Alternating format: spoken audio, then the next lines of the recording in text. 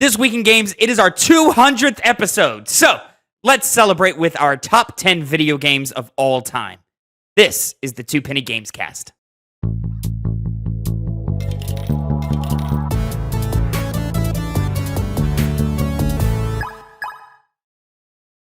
What's poppin', players? Welcome back to the Two Penny Gamescast, episode 200! I am your host, Tavin Bothel, here with my good friend and co-host. Say hello to the people, Connor Elliott. It's a special day today. It is indeed. 200. That's a lot. We've done this 200 weeks in a row, sir. You and me, not at this table, but at many tables. We've done this. We've talked about the new gaming news that you need to know, but not this week, ladies and gentlemen. It's going to be very special this week. Instead of talking about the nerdy news you need to know concerning the video game industry, which is what we normally do, we are going to be going over our top 10 video games of all time. And of course, Connor, it's not just the two of us on this channel. There's one very special guest who jumped in and made it just a whole bundle of fun, right? And when it comes to top 10 lists, we got to bring him in. Say hello to the people, Phil Shoemaker. Look, there. What? Why am I here? He's here. What am I doing here? Ah, welcome. I transported you here from your home. Wham. Thank God you weren't like in the middle of pooping or something. Like The Fly, only it would be like the shit.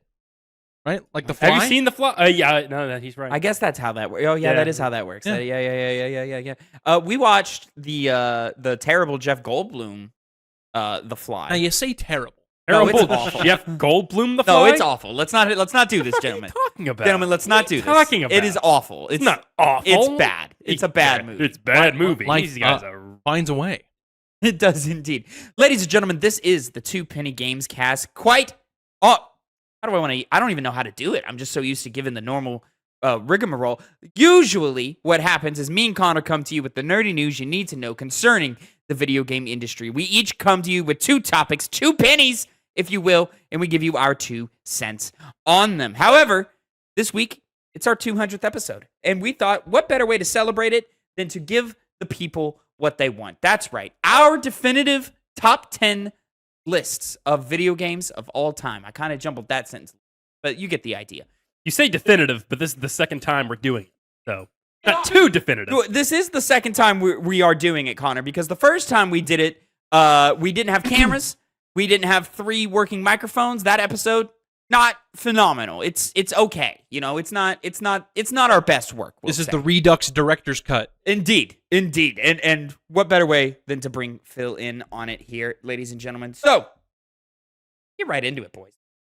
With who, though? That's a great question. Starting this, huh? Connor, I want to start with you, my friend. Huh. I want to start. We're just going to go in order, 10 to 1. Connor, Phil, me. That's how it's going to work. All right? What we're doing, ladies and gentlemen. I decided on the fly that's what's going to happen. Nice and left to right from the audience perspective. Yes, indeed. So, that's why we did it. Connor, take it away, my friend. What is your 10th favorite video game of all time? Well, last time we made this list, there was a certain type of game that was missing. I don't know if it was because I had just not had enough experience to put it on my top 10 favorite games of all time, but a fighting game needed to be on the list. It's important to me. I love fighting games now. I love the community surrounding it. And out of all of the fighting games, I have to say that my favorite and my number 10 on my favorite video games of all time is Blaze Blue Central Fiction. Hey! Yeah. First Blaze one. Blue. You know, the reason why is mainly because it has such a large roster of characters where you really run into the problem of not trying to find which character you want to play as, but which ones you want to eliminate and choose just one to experience that hell of a game. Because, Jesus Christ, you're either going through long attack strings or long block strings where you're just getting your ass pounded. And that's fun.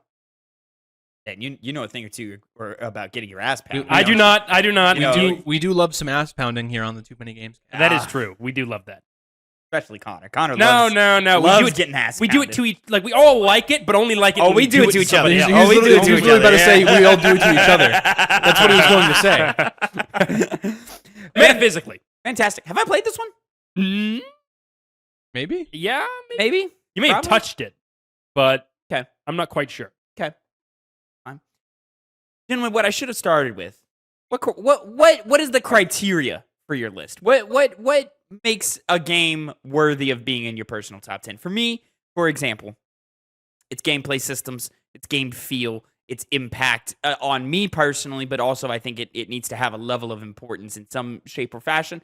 There is a level of nostalgia, games that I just grew up on and love and so forth. But for the most part, it just needs to have like Sauce. the sauce and just a cohesive vision that is executed on at a high level. How are you guys feeling about your list? Where are we going with that? Not only does it have to have all of those things for me, but I think some element of replayability has to be there as well. Bars. But yeah, everything else I completely agree. Into it. Just everything on this list, at virtually any time, I would be like, I could replay that right now. I could do that. I'm with it. I like that. I like that energy, Connor. Well, we do another segment called the Video Game Club, where we play a game every single month and we rank it on a list. And we next week we're doing Metal Gear Solid. Make sure you like and subscribe and follow the Twitch channel for that. Twitch.tv/2pennygames. Looking forward to it. But with that list, a lot of what comes into it is objectivity. Because let's use Portal 2 for an example. It's very high. I would not put that above Chrono Trigger. Personally, I wouldn't put it above Dishonored personally, but the game systems are so objectively good that it had to go over those games. So really, when it comes to your own personal list, a large portion of it is games that matter to you, the individual. No longer are you having to think on the objective levels like game systems, like game feel, like replayability. Though, at the same time, all of those elements come in to decide which one's better. So, for example, maybe there'll be a game on your list, my list, for example, that has heavy RPG systems. I really like diving into those, but maybe the gameplay isn't the best. Maybe a game has pretty good gameplay, but it has an amazing narrative, and that's why you choose to put it over one another. So really, I think at the core of it, it comes down to personal impact, and it's always influenced by the actual technical aspects of the game itself. That's where I think. I'm into all of that. Moving on. Bill, let's jump into you, my friend. What is your... Oh, no, it didn't work. Why is it broken? Oh, God. Oh, God. Oh, because God. I pressed the wrong one. That's why it was broken. Hey, problem solved. My number 10 is, this is a new edition. Ooh. And it's a game I just won't shut the fuck up about. Right. It's a little game called Unicorn Overlord. Oh, gee. Christ with this guy. Yeah, this is probably... It's not... Okay, so this isn't the only tactics RPG on this list. Yeah. Just, little mini spoiler there. You already know what it is if you know the other episode of this that we've done. The other top 10 list, the other tactics RPG. I just don't think it's as good as that game. At least not like to a writing degree. I think this game plays better overall. But I just think that where the narrative and like how that other game is just so much more unique in it. But this game is just such a banger. I love all of the character designs, all of the, as horny as some of them may be. Feel like some big titties. Dude, You're here. who doesn't? I'm saying, who doesn't? Gay people? No. Every gay person I've ever met still likes titties. Damn, really? Yeah. That's not untrue. I've met quite a few gays. They do enjoy some titties. Gay men, that is. Of course, gay women probably gonna enjoy. Yeah. Women enjoy titties too. Yeah. Titties are just great. They're great. They feed us when we're young. Indeed. Unicorn Overlord. I guess I'm just not there yet with it. Because I've been playing it on the side, and I haven't touched it in honestly a few weeks now, just because I was busy with Stellar Blade, and I've been playing other things, and I have free time, so it's just like, all right, what am I spending my time with? I'm just kind of hopping around doing Unicorn Overlord, definitely a quality game. Surprised it's made the list, especially with how early it is. But I can't say that I don't have new additions on my list as well that are quite recent. So I'm wondering if this is the only game for our list that came out this year. Certainly find out. But we are going to move on to my number 10 favorite video game of all time. I don't even know why I'm looking at the list. I already know what it is. Ladies and gentlemen, it's Ratchet & Clank Going Commando. Ratchet & Clank, it holds a special place in my heart. It's a game franchise that I grew up on personally.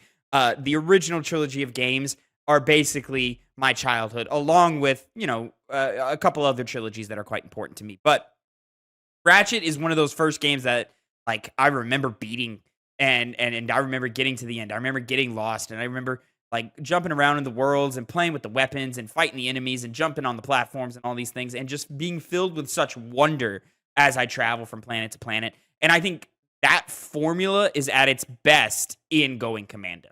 I think it's still got elements of that edge that are in the first one. It plays better than the first one.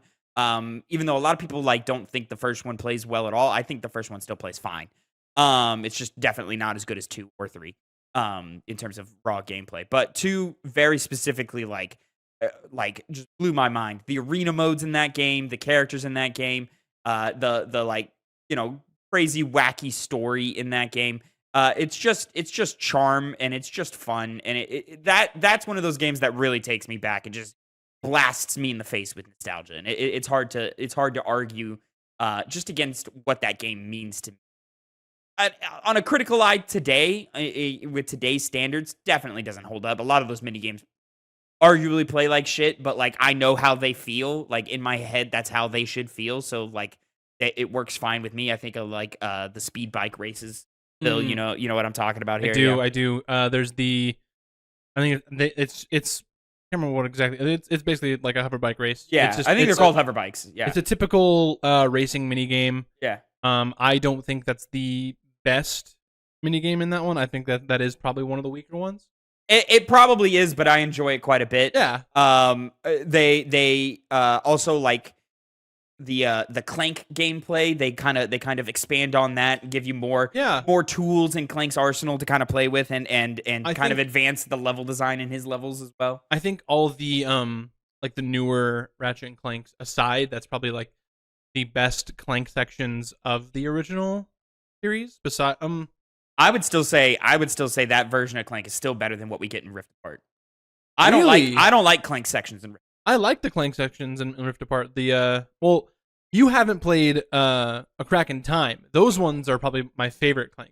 Yeah, I haven't played the PS3 iterations, but Crack in everyone Time- always says it's not as good as 2, and then where they are in the 4 and 5 era is a nice place to be. A Crack in Time, the Clank puzzles are a lot like the time puzzles in Prince of Persia, The Lost Crown, where you do the 3 different runs. Oh, okay. That's what they're like. Oh, okay. Interesting. They're really good. Oh, okay. Oh, wow. Maybe one day I'll get around to playing those. But yeah, that's number 10 for me. Ratchet and Clank Going Command. I mean, the arenas. Come on. Oh, I remember losing dozens of hours to the arenas, especially that second arena where the Impossible Challenge. Oh, yeah. My fucking God. Holy crap. The big spider bot. That's It's real going hard, around Connor. Yeah, you basically have to fight every enemy variant in the game. Yeah. Like a lot of them, too. And- It's and- tough. And what's the reward? A lot of bolts. A lot of bolts. A A lot of bolts. money. Prestige, trophy, It is a trophy, yeah. Yeah. Isn't there? It's a good There's time. another one where you just have to do the whole thing without getting hit. Like There are no. there's a skill point. Yeah. There are no. Is there a impossible no hit challenge? There might be. I I think don't there might remember. be, but I think there's a skill point for Yeah. for doing that too. Yeah. You do a lot of flips, Connor. A lot of flips. A lot of side flips, a lot of back flips. Connor, moving on. Number 9, my friend, take it away. To the wrong game. I'm on the wrong one. Backflips and all that stuff you were just talking about? Yeah. There's another game that has that and more.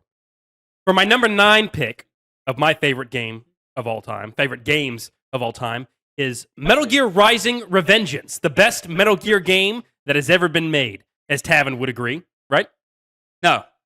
No? But it does seem like a good Metal Gear game indeed. Yes, it's such a kick-ass game. When you look back on that, and basically every single boss fight, you just get that sense of badassery that you usually don't get in games, and also tying it in with just such fun gameplay when you slice through all those bits and baubles that are getting thrown your way, and just it's kind of one of those games that you see the spectacle of it in the memes and the videos people share, but when you actually get your hands on the game, it's substantial. It feels good to play. Yeah.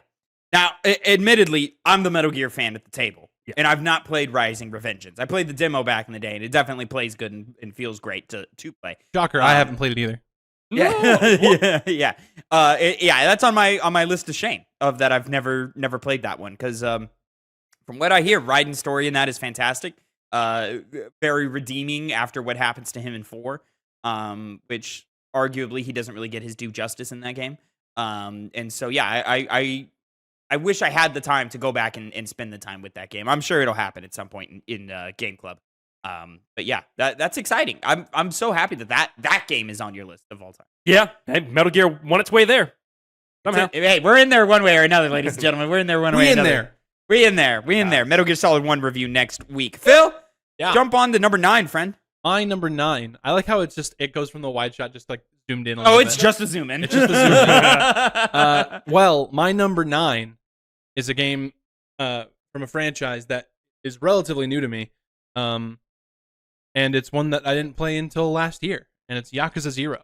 Oh, wow. Yakuza 0, my number 9 on my list. That makes sense. Phil Connor's going to be talking about it too. Yeah, Yakuza 0.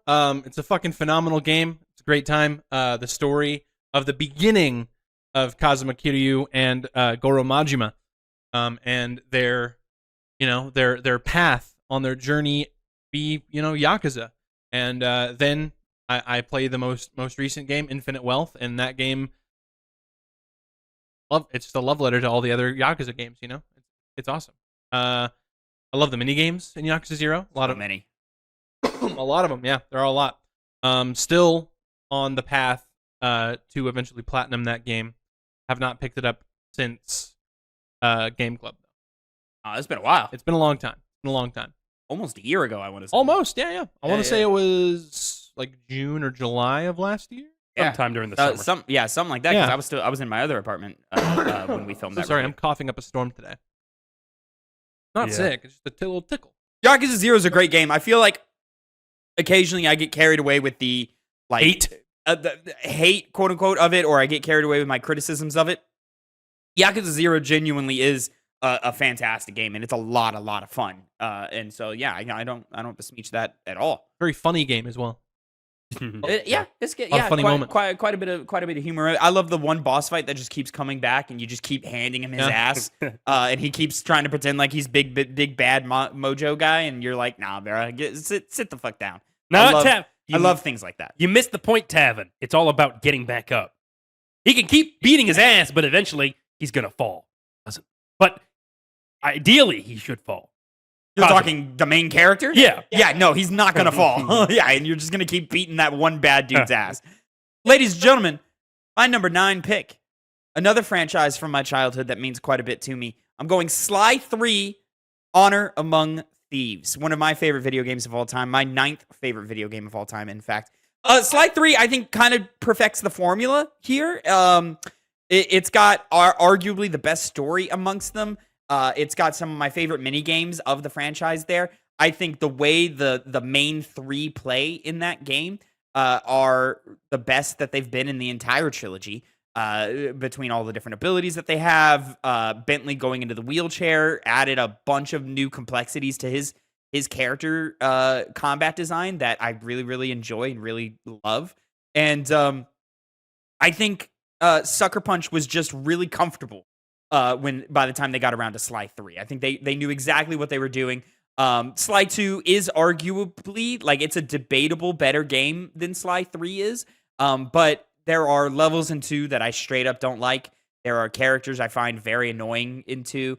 And I think 3 finds a better balance. And in that, they find a way to expand the gang in ways that are entertaining and fun.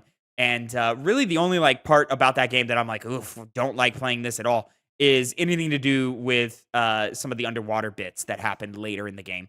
And, I said it back when it came out, but Assassin's Creed Black Flag rips off Sly 3. Sly 3 did it first. Did Sly 3 do it better? No.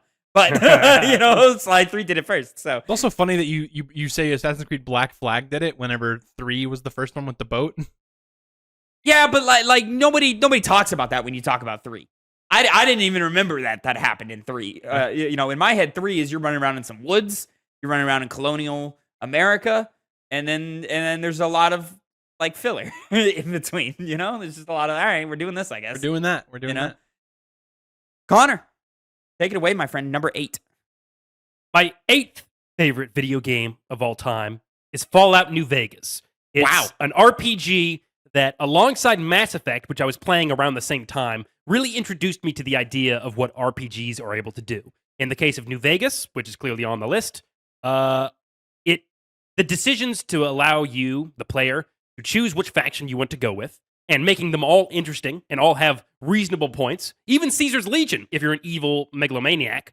But that combined with what I think is the perfection of the Fallout combat system, as I think kind of was proven when Fallout 4 and eventually 76, if you want to include it in the conversation, came out. It also is just jam-packed with wacky side missions, with fun dialogue, and memorable characters. Even if they aren't traditionally extremely well written, don't have a lot of depth to them, you remember them because of just the voice acting and just the ridiculousness of the Fallout universe cranked to 10.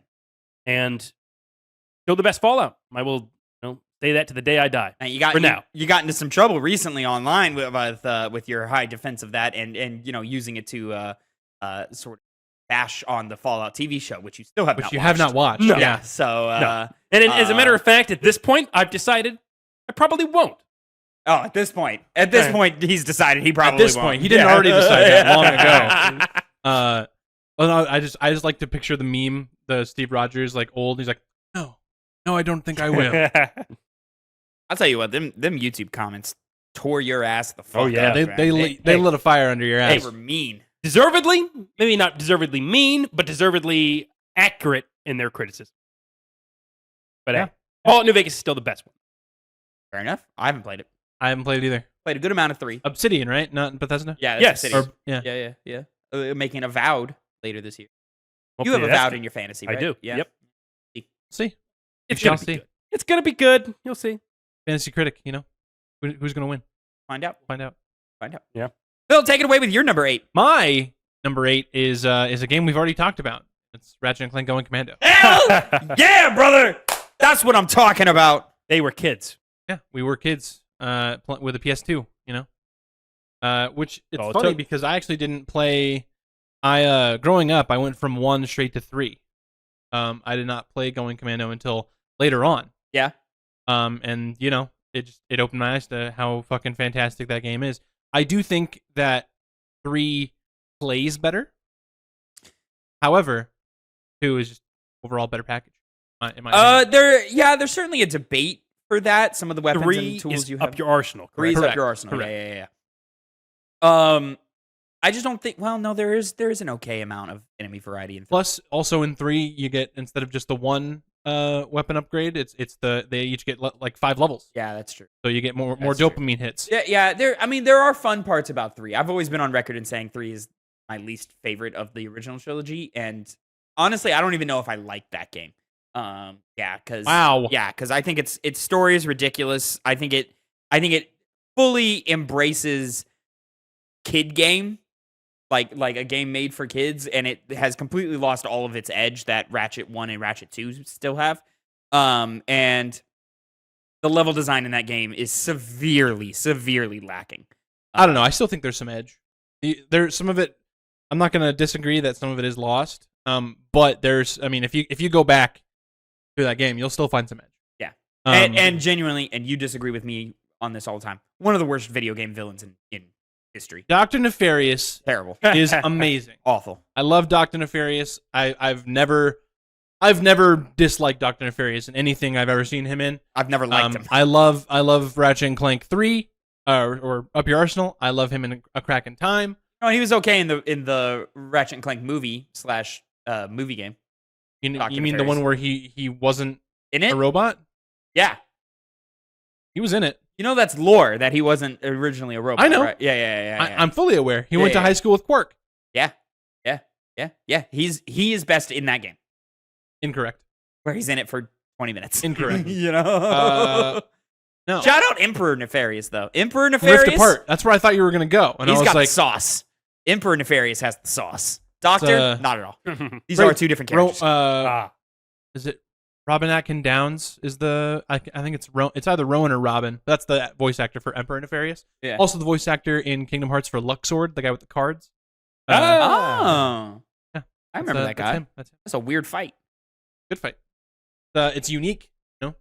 Shadow Zora. Sora, Who right? knows what? That's when you fight as Shadow Sora. and the No, and the you're, beast. you're thinking of Oh, wait, what? No, Shadow Sora? No, that's Yeah. not Shadow Sora. That's Shadow Beast. Beast. Throughout the game, using two. Well, I mean, we'll get in. I remember when you fight him. We might talk about this game later on. Who knows? Who knows? I'll tell you what, just because of the depth perception with the camera and so forth, and just how we have the lighting, Phil looks so small on the screen, but he's a big boy in real life. I'm a broad large shoulders. man. Yeah. Perspective. Perspective. Ladies and gentlemen, my number 8 pick of all time. I don't know why I keep doing Fucking it. at the camera angles is so These are the funny. same buttons every week. These two are the same every week, and I feel like I always fuck them up. Anyways, my number 8 favorite video game of all time, The Witcher 3 Wild Hunt. If you want to talk about an RPG that just kind of does it right and checks all of Tavin's boxes, Witcher 3 is kind of it. Great characters, great story. I think it gets kind of like Connor, what's the right word for it? It gets kind of like lambasted for its gameplay now, where people say the gameplay hasn't aged well. I don't agree. Like, sure, it does feel a little bit like you're just hitting somebody with a stick as opposed to like slicing them up with a sword. Sure. But there are plenty of kill animations. There are plenty of critical hits that you do where you chop people up and like slice them in half and, knock their limbs off and stuff, to where like it still feels like sword combat to me. Out there making some nuggets. Yes? Yeah, chopping off legs and arms. Oh, making nuggets out of them. Making Yeah, nuggets, yeah, 100%. And it like just a world that you can live and breathe and explore and just like exist in until the end of time. And yeah, I think that game is super special. It was revolutionary when it came out with its the way that it just kind of opened up game design and how like everything kind of matters in that game. Like, you don't have to do everything. There's a bunch of side stuff, but like the side stuff that's there is worth doing, and you feel rewarded for everything you do in that game. Even when you go down to the super minute systems that you don't have to play with, like the poisoning, like applying poisons and spells to your blades and setting traps and stuff like that. You don't have to do that stuff, but it is rewarding if you do that stuff. And that game shines so strongly on higher difficulty, where they require you to start using those systems and applying those different potions and so forth. Fantastic game. I love it. Connor, surprised you were quiet during that segment. So Yeah, I should have talked way more. Yeah. I'm not a lover of Witcher 3, Yeah. as in it's not one of my favorite games of all time. And Spoiler. I've never played it. I'll say just the thing that holds it back for me, and this is a criticism I have of just The Witcher as an IP, is there's not an easy onboarding to the world of The Witcher. It throws you in deep into the politics, and this doesn't matter if you go to the show, if you go to any of the games, if you go to the books.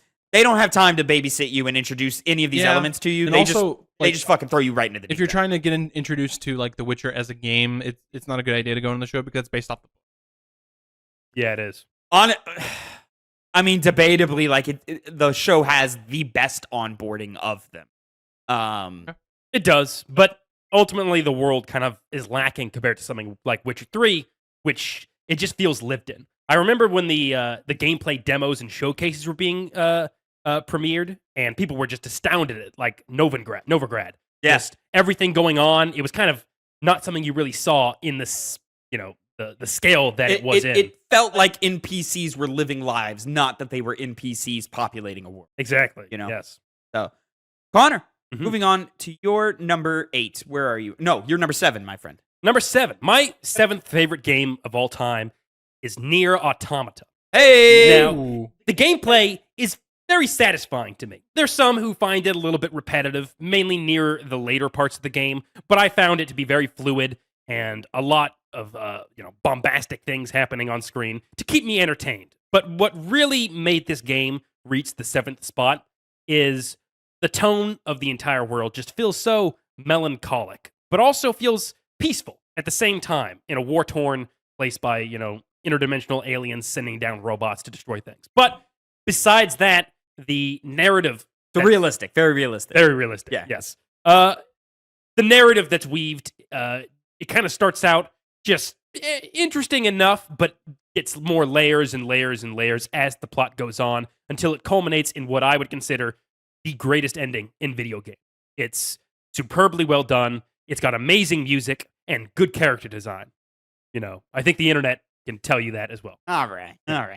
Nier is another game of shame for me that like everything about that game says Tavin should like this, and for whatever reason, every time I try and pick it up, like I think it's just like the atmosphere of the game just kind of turns me off, or I just need time to acclimate to it, and so I don't give it the time it needs.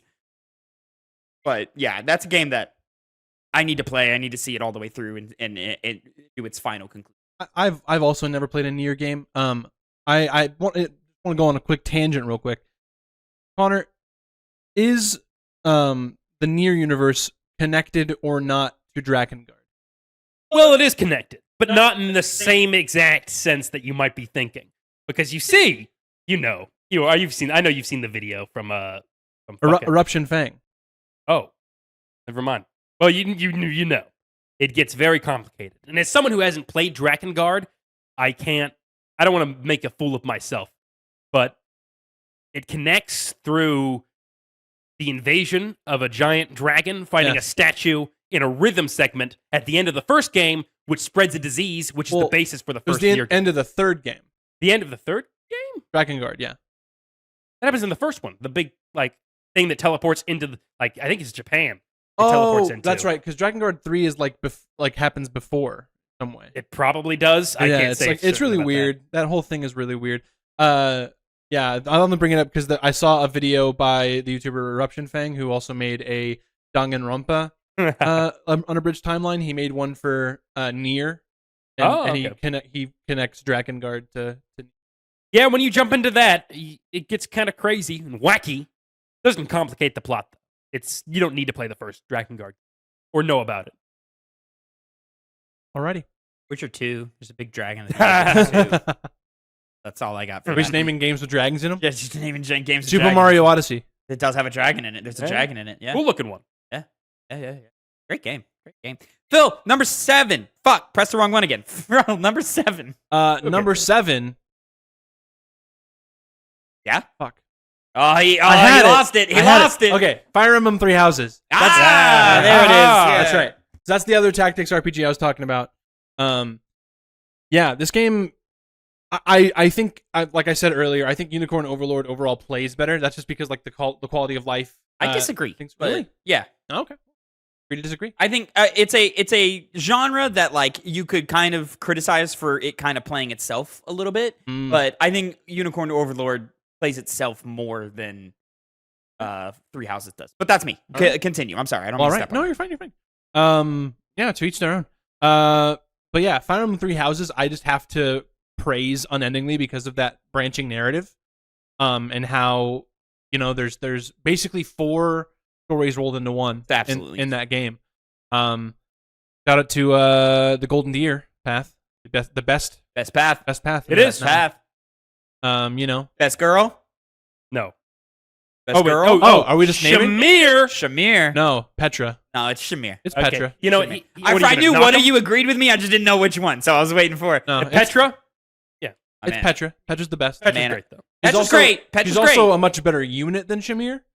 No. Oh, yes. Well. Oh, yes. Because my Shamir was whooping ass. I don't know about you guys. Here's the thing. So my Petra, I think I had her as originally. I know at some point she became an assassin, and I gave her that passive ability to where at any point, because she attacked multiple times, so she had double the chance to basically instantly kill any enemy she went up against. And yeah, she was fucking OP and the best girl. Hey man, Shamir had that bow and arrow and was fucking motherfucker. Guess what? You can put a bow and arrow as a secondary weapon onto Petra. Oh, that's neat. So there you go. Yeah. But Shamir is one of the best archers in that game. Whereas Petra, good, very, very good. There's a lot of other melee units that you can go to. Yeah, I would say Shamir is second only to the Golden Deer House leader, whose name is Claude. Claude, who is up there, and then obviously the player character, if you choose. I don't know, because you do so much damage with the sword. You may as well just keep the sword. I think Claude is definitely the better archer overall. Yeah, he is. I mean, than player character.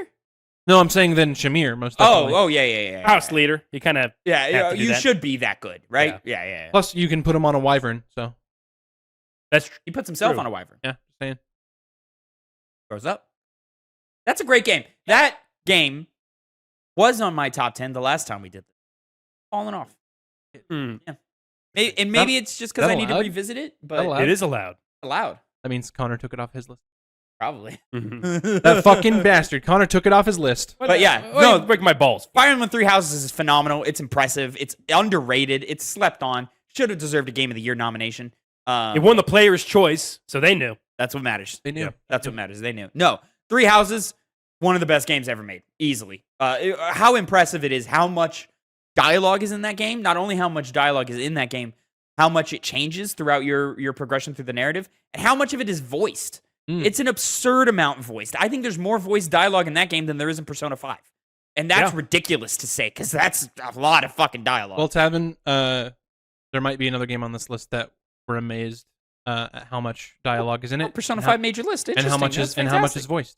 I love how We'll much. see. He played Persona 3 Reload this year, Tav. Uh-huh. He did. No, I didn't. No, he didn't. He did. No, I did not. He did not. What other game could it be? I'm planning to play it. I was joking that Persona 5 is on his list. No, Yeah, but Persona 3's new. I've And never. relevant. I mean, I've played like 2 or 3 hours of Persona 4 Golden. That's it. Such a great game.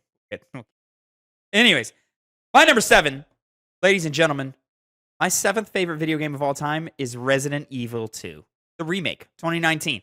This game, perfect level design, phenomenal amount of replayability in it. Great survival horror. I would say the best survival horror video game ever made, period, hands down. It looks beautiful. It plays fantastically. Even though you are slow and weak, you still, by the end of that game, feel powerful and feel like you're dealing out a lot of damage.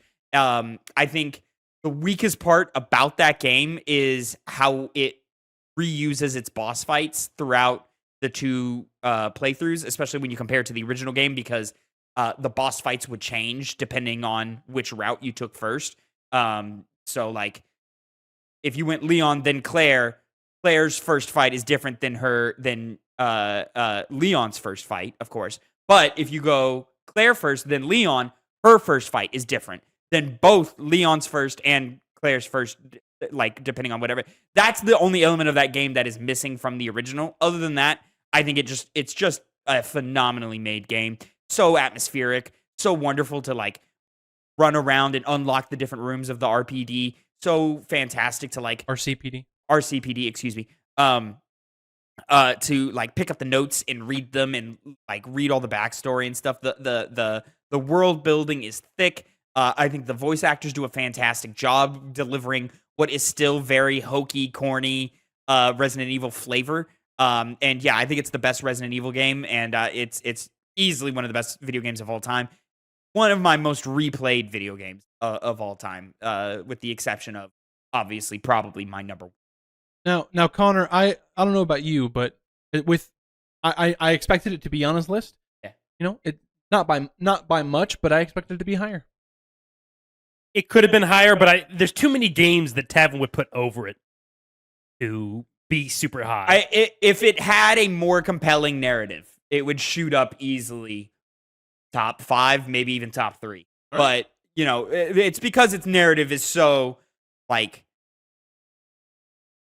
engage with it as much as you want, like, type feeling, and it's just a little, it's underwritten, All right. undeniably, it's All right. underwritten, but, like, Half-baked. no. That's what he's trying to say right now. No, it's not what I'm trying to He's trying to say it's terrible. Definitely not. Putting words Yeah, in his mouth, definitely not. Phil. Yeah, you No, are putting I words mean, in my I'm mouth, putting and I more- don't appreciate that. I'll be putting more than words later. Well, Nipples. at best, persistent enemy, too.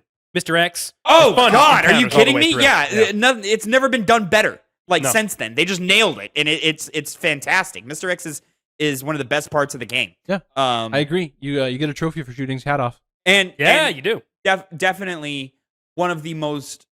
It's just personal to me and how I played the game. But Connor did the same thing, and I've told the story before of, like, one of the most horrifying moments I've ever had in a video game with the introduction of the liquor and how your first real encounter with that one, because obviously you, like, see it or whatever throughout, but, like, the first time that, like, it's in the room with you, scared the fucking piss out of me. Mhm. And yeah, I'll always remember that moment for the rest of my life. Kevin, they say we fear the unknown, and which is interesting because I thought you knew yourself, and you yourself are a liquor.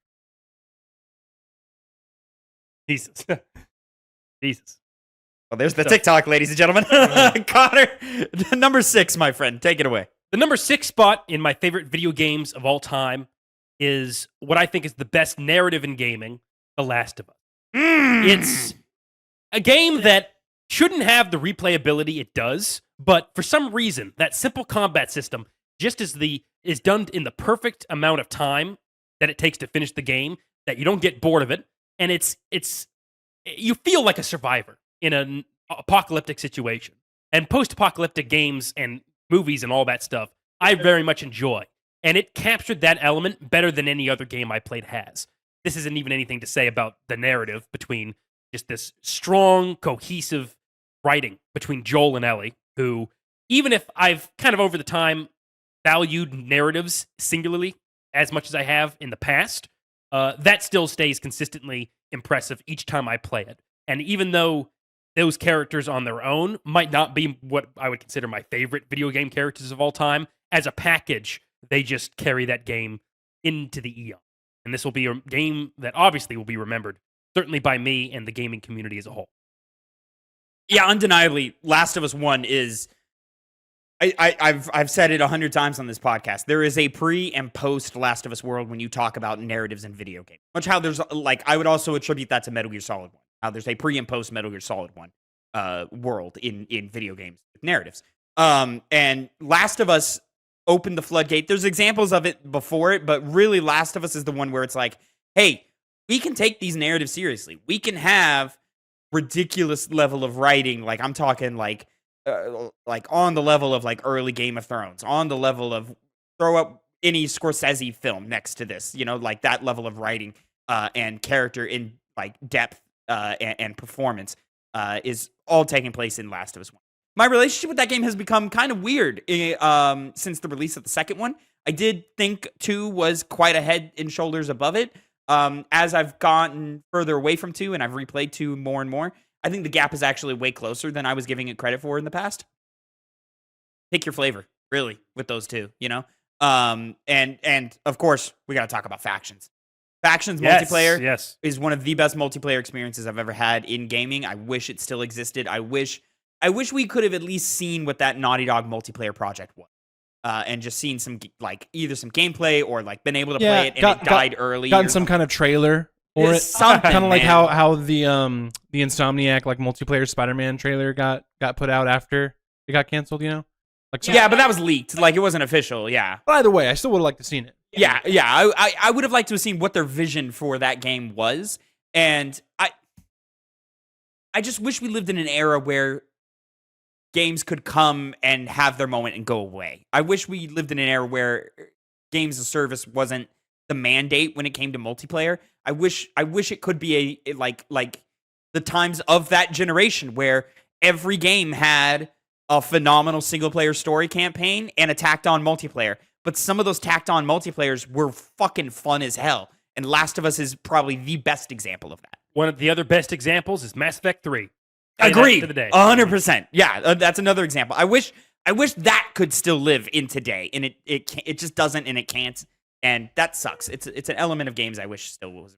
I think the very basis of what Mass Effect 3 multiplayer was, it could exist as a live service. But they won't do it. They won't. No. Yeah, that's the problem is that they won't do it.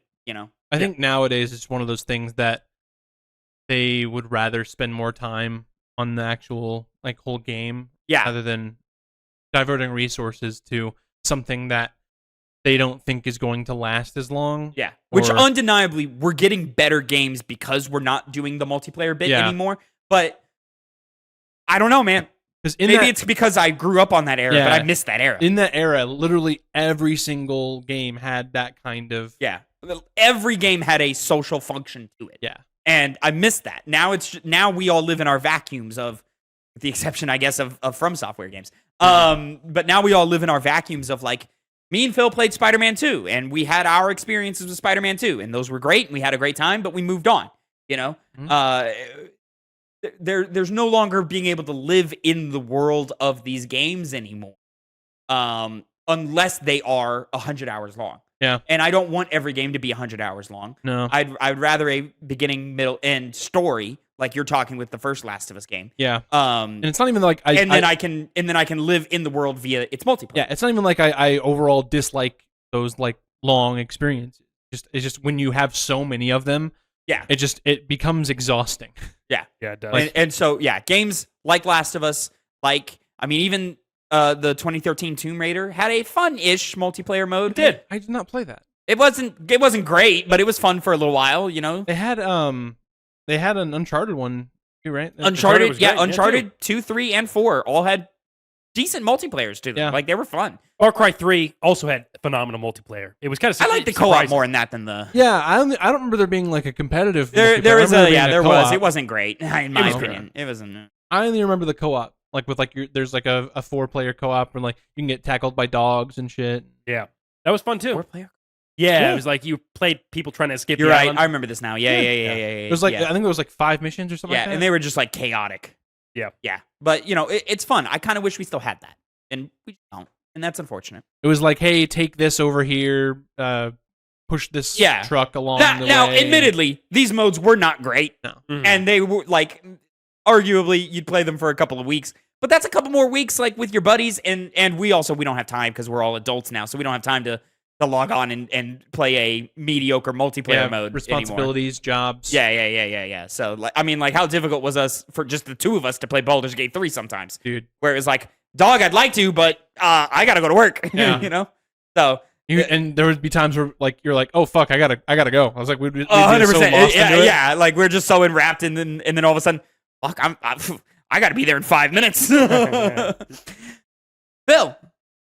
fuck, stop! Ow. I'm just used to number 2 is the Phil button, and I'm just used to that. I changed it to 1 for this setup. Anyways, Phil, go ahead. Number 6. My number 6, the game I expect to see on Connor's list as well. Elden Ring. Hey! No, I don't think so. Not gonna make your list, Connor. Nah, sorry, Phil. You predicted wrong, dumbass. But say why that's a good game. Hey, I'm playing this game right now. Yeah, say why that's a good game. Yeah. So Elden Ring, this is my first experience with a From Software game. I did not play any of the Dark Souls. I did not play Bloodborne, no Sekiro, none of that.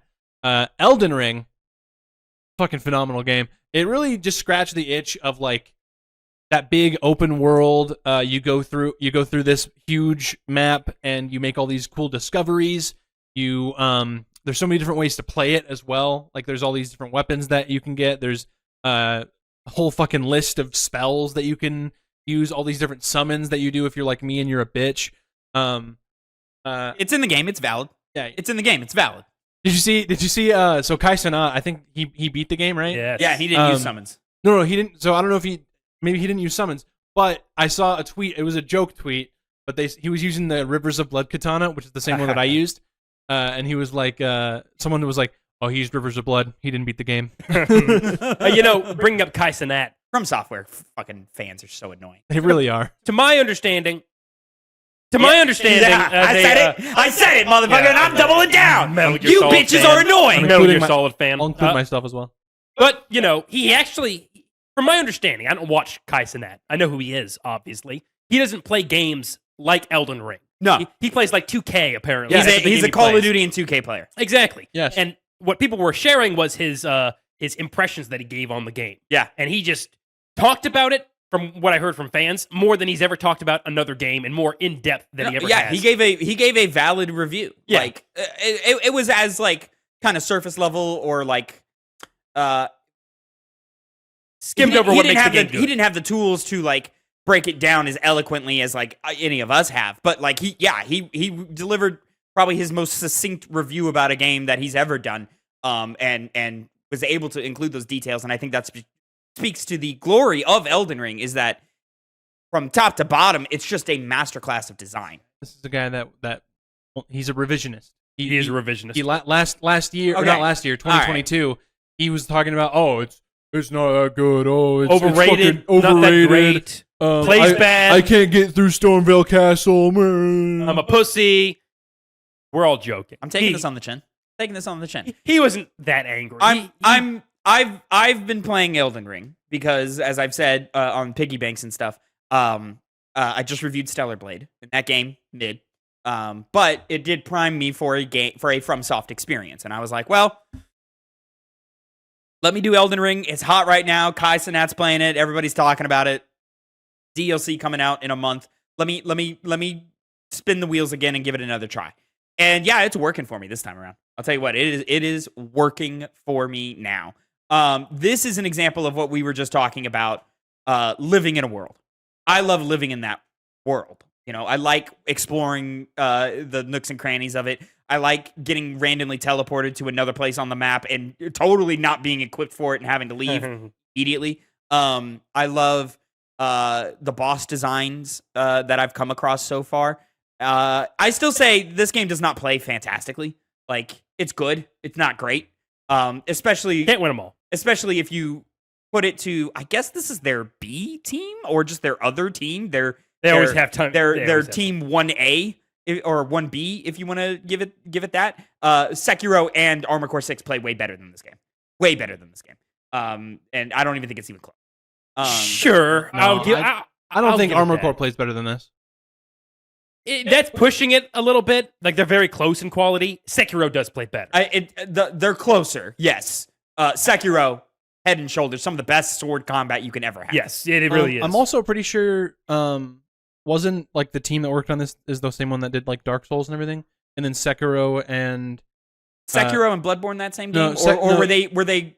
It's Sekiro and Armored Core the same team. I'm pretty sure. Yeah. That is the same team. I'm curious about who worked Bloodborne. It should be Bloodborne, or is FromSoft not big enough to have two teams by the time Bloodborne comes? I don't know because they back to back that, didn't they? They did. So I don't know how they did either Dark that. Souls 2 and then Bloodborne, or Bloodborne and then Dark Souls 3. It went Bloodborne in 2015. Years. Yeah. 2016 was Dark Souls 3. All right, so that's got to be two different teams. Yeah. Yeah. And then 2019 was Sekiro. Correct. Yes. Which should be the Bloodborne team. Should be. Yeah, and it would make more sense because Dark Souls 3, you would like that a lot. And so Dark Souls 3 and Elden Ring is probably the same team. They play... Yeah. Elden Ring plays like it's based on the building blocks of 3. So most likely that's what it is. Cool. You would like 3 the most out of all the Dark Souls. Yeah. I can guarantee you that. Confirms to me that I really got it. Yes. Definitely. No, yeah. And I still don't know if this game is going to enter one of my favorites of all time. I mean, it may eventually. Like, you know, it's 100 hours long. I'm not even an hour 20 yet. I platinumed it in 117. Cool. Good for you. And so I'm just kind of enjoying my experience with it. You needed to use the summons for the platinum. I'm not taking it too seriously. You know, I'm just vibing out, exploring, fighting bosses, and it's a good time. Right. We'll see. We'll see how you develop on that. Got Margit in one try. There you go. After leveling to like 27. I was up there. I definitely I got to that castle and I got here faster than I did last time. No, I'm turning around. I'm leaving. I'll see you in 5 hours. I was in his chat. He was streaming while he played it. When he beat Margit, I wrote congratulations in quotes. I did a lot. It was a lot of damage per hit on that guy. He didn't have much of a chance. And he summoned Sorcerer Rogier. He didn't need him. Isn't it just Roger? Rogier. Rogier. Rogier. Yeah. Anyways, fucked him up. Apparently. Died fast. Yeah. No, not a problem. We'll see how much that holds for the rest of the boss. Indeed. Moving on to number 6. He also learned the difference between sorcery and incantation. Ah, good. It's like I knew the difference, but I didn't have the hard definitions in my head yet. I put my hard definition. Faith and intelligence. And then also the weapons you need. Yes. Yeah. My number 6 favorite video game of all time, Mass Effect. First?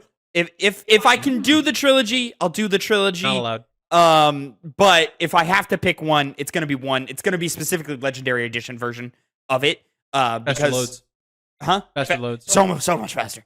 Faster loads. It's easier gameplay, but it's just better. Like, they just tightened up that shooting so much.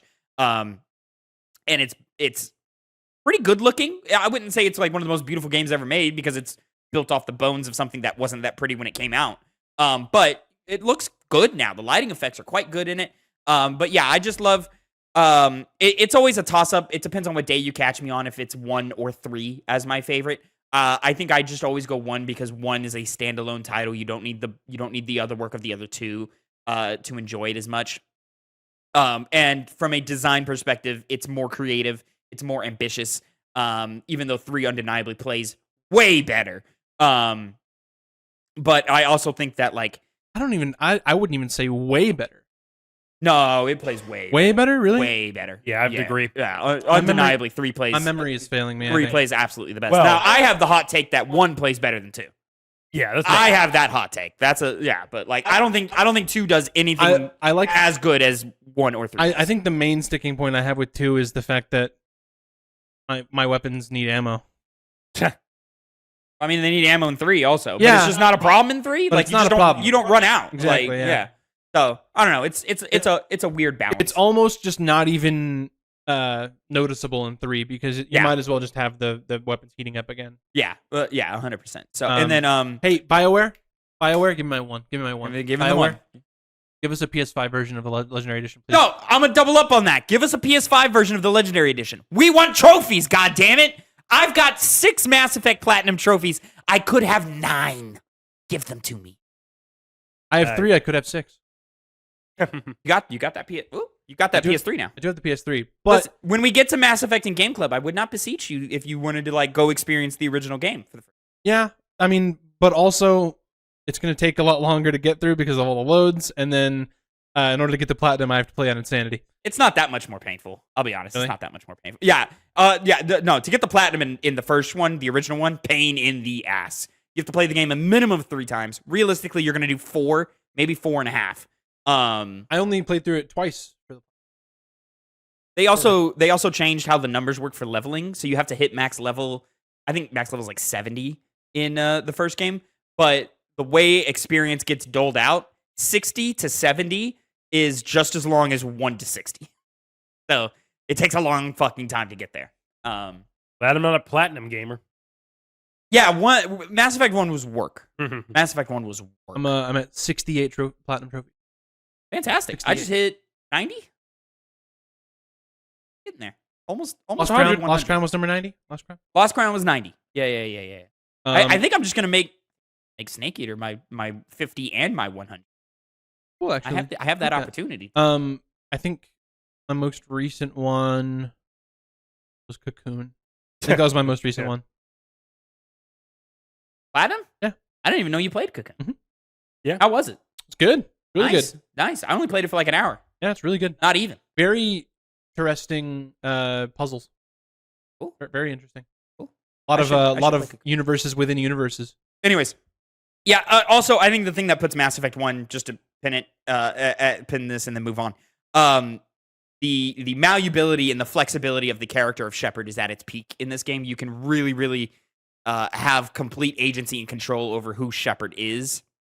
Whereas in 2 and in 3, there's a little bit more like they ridge him up a little bit or ridge them up a little. And it's the very first game, I believe, that really introduced the concept of being able to carry over things you did in the first game all throughout the rest of the trilogy. And they didn't. It's never really been done again. Like not to that level, at least. Yeah, Not to that level where like the decisions you make in the first game carry over like that. Yeah, which is why like I don't think we're ever gonna get anything like that ever again because now game development takes way too long to do these things.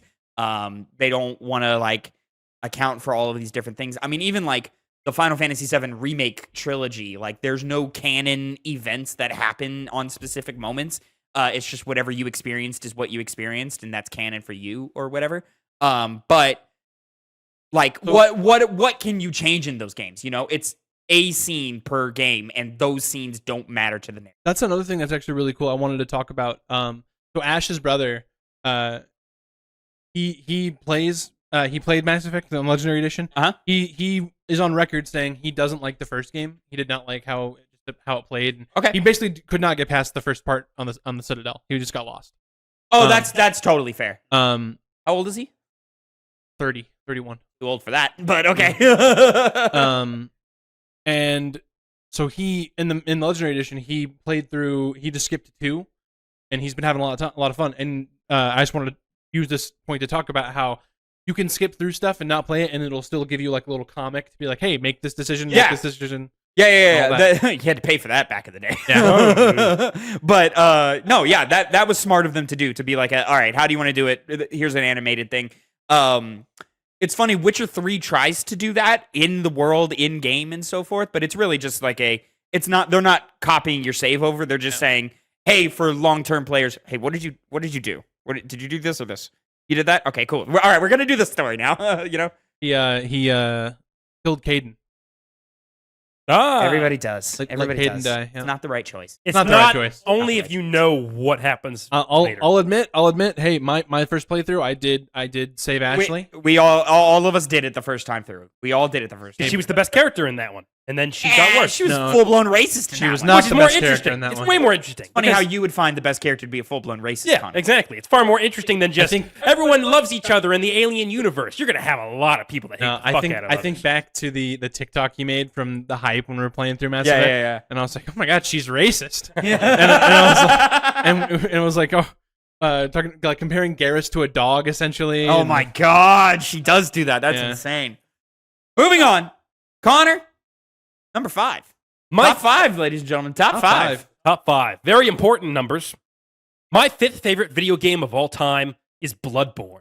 Hey, Bloodborne? wow, fuck. Oh Yeah. my god. Yeah, Bloodborne is seriously a fantastic game. There's a reason why 9 years later, people are still demanding PC ports and PS5 remasters. It's because people want to experience that game in its ultimate form. And that's, even when you go back to its non-ultimate form, the PS4 version, it plays extremely well. It has one of the best weapon systems in gaming with the interesting trick weapons and the wide variety of them that you can get.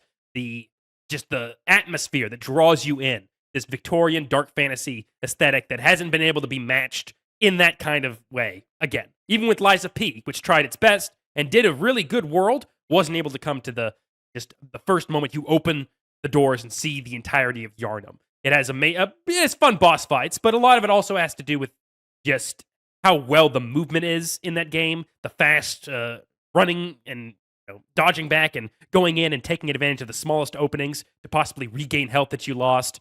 The best parry system, or one of the best parry systems in gaming, where instead of the traditional block with your weapon, you shoot them at the right time. And it's badass, and you get the nice sound effect that From Software is known for.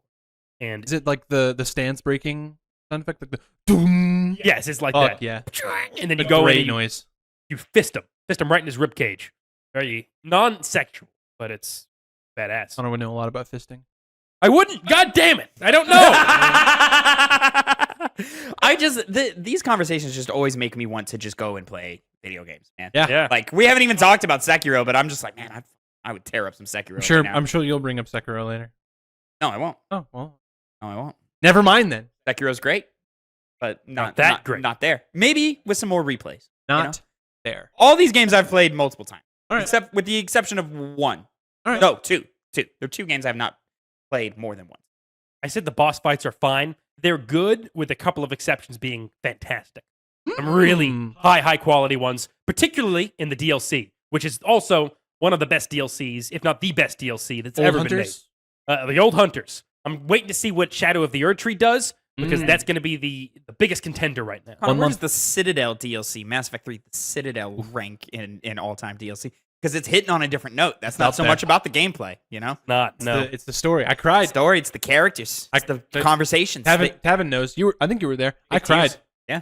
Cried. Little note from a loved one gets gets Yeah. left for you. That's very close. Very close. You cried there too? Yes. Wow. Yes. Orden just fucks you up. He huh? does. He's my boy. I fucking love him so much. Love him so much. So good. I wish he was better in combat. He is Incinerate. That's good. Just have Incinerate. Incinerate is pretty good. I usually have Incinerate, Oh, well. so I don't need I it. mean, I also had Incinerate because I was an infiltrator. Yeah. But I need to balance it out. No, I don't have the big weapons. I need guys with big weapons. You know? Infiltrator, I really like right off the bat. Like when me playing Mass Effect on hype, I really chose the correct thing for myself. Like, yeah, Infiltrator was my first run. Also, like that was exactly what I wanted in that pick. anything like Infiltrator, I do love full blown Adept, and then anything with like a magic / or the equivalent of biotics / weaponry. I'm all about those. Vanguard. Vanguard, that one. Yeah, didn't remember the word. So. That was what you played on your most recent playthrough, right?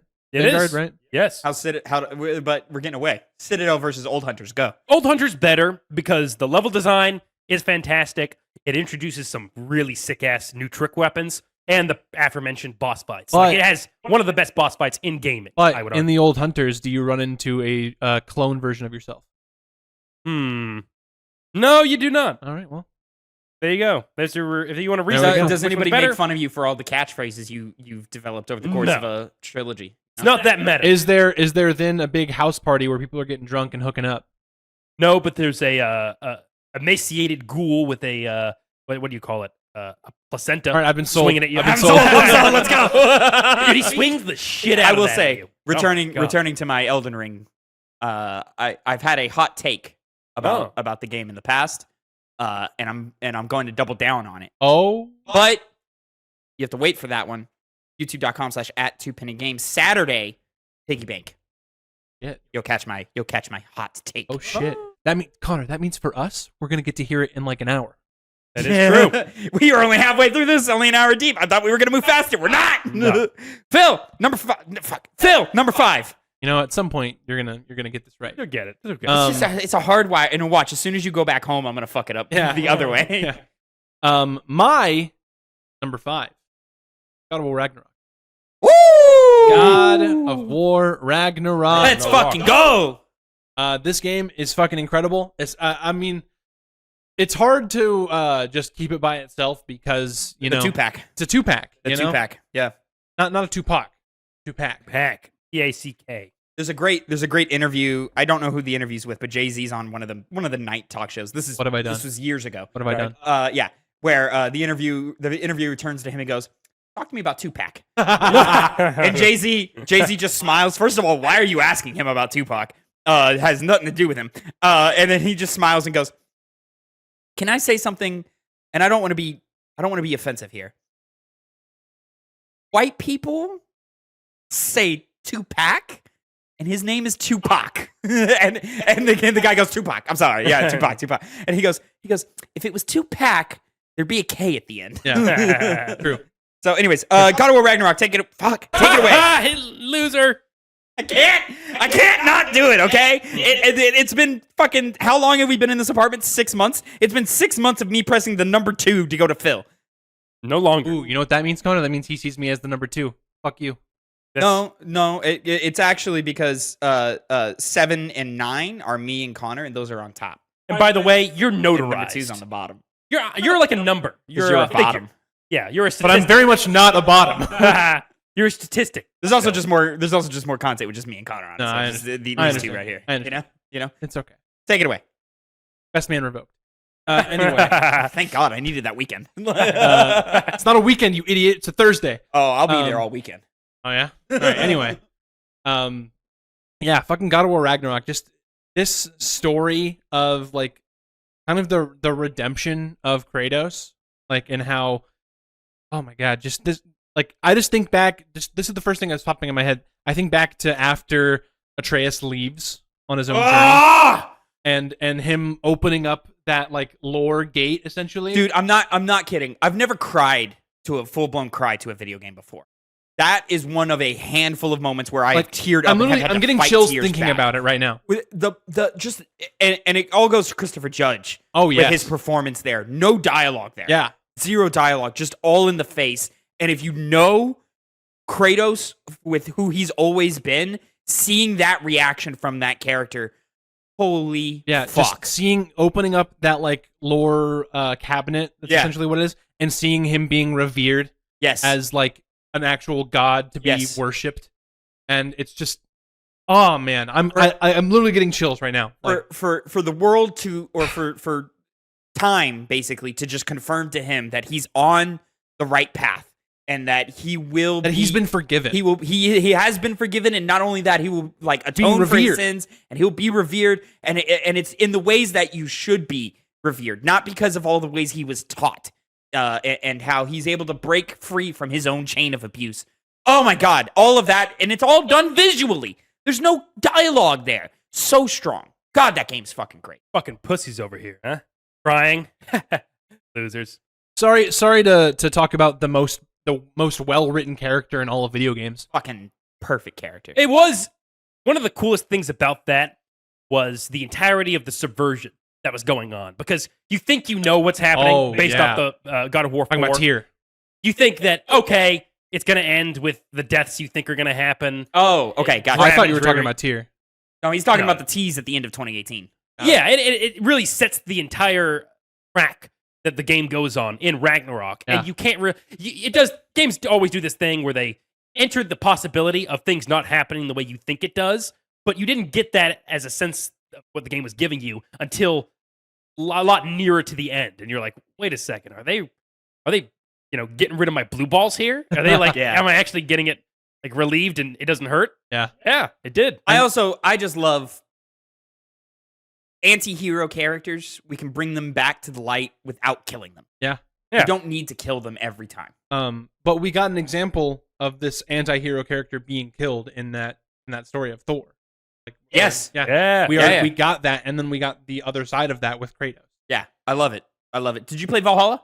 No, I haven't. Oh my god, dude, Valhalla's insane. It's up there. It's on my to-do list right now. Valhalla's a pretty like respectable roguelite mode. Yeah. Pretty respectable. Definitely not one of the greatest of all time or anything, but it's respectable. And it's fun. You'd say it's definitively better than the actual like what the fuck was from the 2018? Yeah, I would say it is better. Nibelheim, yes. was that what it is? No, no, it's not Nibelheim. Dwarf place. Fucking Final Fantasy 7 over here. Nibelheim. I don't very fucking similar. Yeah, I don't fucking know. Fuck. Niflheim. Niflheim sounds right. Niflheim. I think. Yeah, I would say it's definitively better than that. Yeah. Yeah. Speaking of, talking about my to-do list, I'm crossing off the to-do list of I'm playing through Final Fantasy 7 Remake. Impressions on the piggy bank. Talk about it. Talk about that a little bit. Yeah. Speaking, Final Fantasy VII Remake, or at least that series, because my number 5 is Final Fantasy VII Rebirth. This is a new entry on the list. This is the most recent entry, new entry that I have on the list, only releasing just a few months ago. But man, talk about an everlasting gobstopper of a video game in the best way possible. Games like this should not exist, where it is hours upon hours upon hours to just beat the game, but then there's easily 100 hours of content after that as well. Like, and you could just keep existing in the world, and not every side objective or quest is built with the same love and care as some of the other ones, but they're all there, and they all kind of circle back to the purpose of this remake trilogy, which I think is to get a flushed out hyper focus on the characters of Final Fantasy VII that you love so much. And on top of that, refining the gameplay of Remake, which was already great, turning it into damn near perfect. And boss designs that are out of this world, hype-ass plot moments that I was not expecting, or I wasn't expecting in this chapter of the game, or it was you have a dream. You have dream moments you have in your head where you go, man, I would love it if we got to see that, but there's no way they're going to do it. Not only do they do those things in Rebirth, but they do it better than you could have expected them to do it. I love living in this world of Final Fantasy VII, and Rebirth is the best way to do that. Like, with just all the amount of content that's in there, how fun it all is. None of it's like awful and boring, and even though there are elements that I'm like, this isn't like the most fun thing to do, but like I'm just still happy to be here. And just the reveals that happen in that game, the way it opens up, and the way that world continues to evolve as you get deeper and deeper into the game. Holy shit, they had a vision and they executed. And it's one where you can see the continuation of that vision, or at least the planning of it. Yeah, going on into basically you see the framework vistas for what part 3 is going to be, and and it excites you. You there's no like you immediately go, oh, this is how we're going to go into this bit, and this is how we're going to go into that bit. Okay, I see how all of these pieces are going to connect together. This is going to be exciting. Final Fantasy VII Rebirth is a phenomenal game. Even if I still don't love the ending to it, But I'm not gonna let 30 minutes ruin 100+ hours of gameplay, or 100 or even 70 hours of great story. You know, and I think the ending lives and dies on what they do in part 3. But even if they don't do that, we've already seen pretty much all of my favorite moments from the first or from the original game, with the exception of Cloud and Tifa spending the night together near the end. That's the one moment where I'm like, God, I need to see that. Yeah, what does that mean, huh? All right, well, not like that. They're cuddling. They're not fucking. You don't all know right? that. They're not You don't know fucking. that. You don't know I just want that. to see them cuddle. All right. You don't know I just wanna what see they them do. Talk about their You don't hopes know and what they dreams and do. stuff. No, that and the dive into Cloud's mind. Those are the two moments that I still really am desperate to see. But I've seen every other moment that I was excited for. And they knocked it out of the park. Like, this game had me cheering. This game had me booing. And like, yeah, I think it's not a perfect video game, but it's just so much good. Like, it's more good than any other game. Oh no, this If that makes is sense. off topic. Can you give me one of these? Yes, I saw that earlier, and I was like, Is he this gonna happen? ducktailing there at Yeah, the big, back? like you had a big ducktail. Yeah. Oh big man, ducktail. he's just ducktailing. Look at I need to shave. You Me too. shave your head. me Yeah. too. But Nicole loves it with the fucking loves this right here. She's in love with it so much. No, he's talking about shaving his head. Ah, Not entirely, just like getting a nice cut. Why'd you say shave? why would you say Shay? I guess that's all. Like, I guess that's. I thought that's not Connor interchangeable number 4. with a haircut. No. Like, I want to shave off the top. Connor number 4. Number 4. My number 4 favorite video game of all time is Baldur's Gate 3. You know, I recently picked it back up because I haven't even finished the final stretch of the game, which I've really been wanting to. Me neither. But I jumped in and I was like, okay, I'm going to ignore all of the stuff in just the third act alone that is surrounding me, all of the side quests, all of the characters, all of the chances to level up and get new equipment. And I decided I'm just going to focus on story stuff. I immediately got sidetracked, and I got sidetracked by going into this random warehouse, and I go to the bottom, there's a submarine, and it's like, hey, here's this underground place you can go to. with underwater the like place. gnomes and shit, right? I haven't been there yet because I stopped there. What? And I was like, God damn it. Like, every single layer that you peel back in I Baldur's haven't done Gate that 3, yet either. I'm just yeah. Act 3 is just so fucking long. It's so goddamn long, and not in a bad way. You know, it comes out the gate with Act 1, which gives you so many different ways to tackle the problems that are put in front of you, while you're also juggling these interesting characters that just kind of, you know, you kind of begin to, you know, connect with pretty quickly, just because of how well they're written and how much dialogue there is in this game to sit through. So much dialogue, and it's kind of amazing that they're giving you so much depth of dialogue, and all of it leads to a quest. All of it leads to, you know, development of your relationship with your party members. Tactical RPG combat is extremely fun, with a base of something like Dungeons and Dragons, which has existed for as long as it has, because it has a good, you know, gameplay system in terms of a role-playing game, and they translate that beautifully into a video game format. And it's got great music. It's a game you just spend hours upon hours in, and it never seems to waste your time even a little bit. Every single moment in that game has a purpose, whether it's exploring, whether it's leveling up, whether it's finding new equipment, or just, you know, like I said before, developing your relationship, characters, and then you can have sex with them. And also you can take off your own clothes and see your circumcised or uncircumcised penis. What game does that? No game does that. Baldur's Gate 3. Cyberpunk. Cyberpunk. Sorry. There's penis in I was that wrong. game. Yeah. Baldur's Gate 3 is a game that should be my favorite video game of all time. But I just haven't spent 60 plus hours later. Not enough. I just haven't spent enough time with it. And that's a game that, like, if I was 15 when that game came out, or 14 when that game came out, I would have dozens of playthroughs under my belt all the way through, 100%ed it, all this crazy nonsense to it, but like I don't have the time for it, and I wish I did, because that game pretty much checks all my boxes. Gameplay not really 100% my cup of tea, like in terms of like something I like to do all the time, definitely have to be in the mood for that gameplay. But the conversations in that game are excellent. The characters are superbly written. The quests are fantastic, and I wish I could. I wish I could give it the time and the love that it deserves, but I just can't. Yeah, such a wide breadth of options for your character's race, your class, and the way you can treat them in dialogue.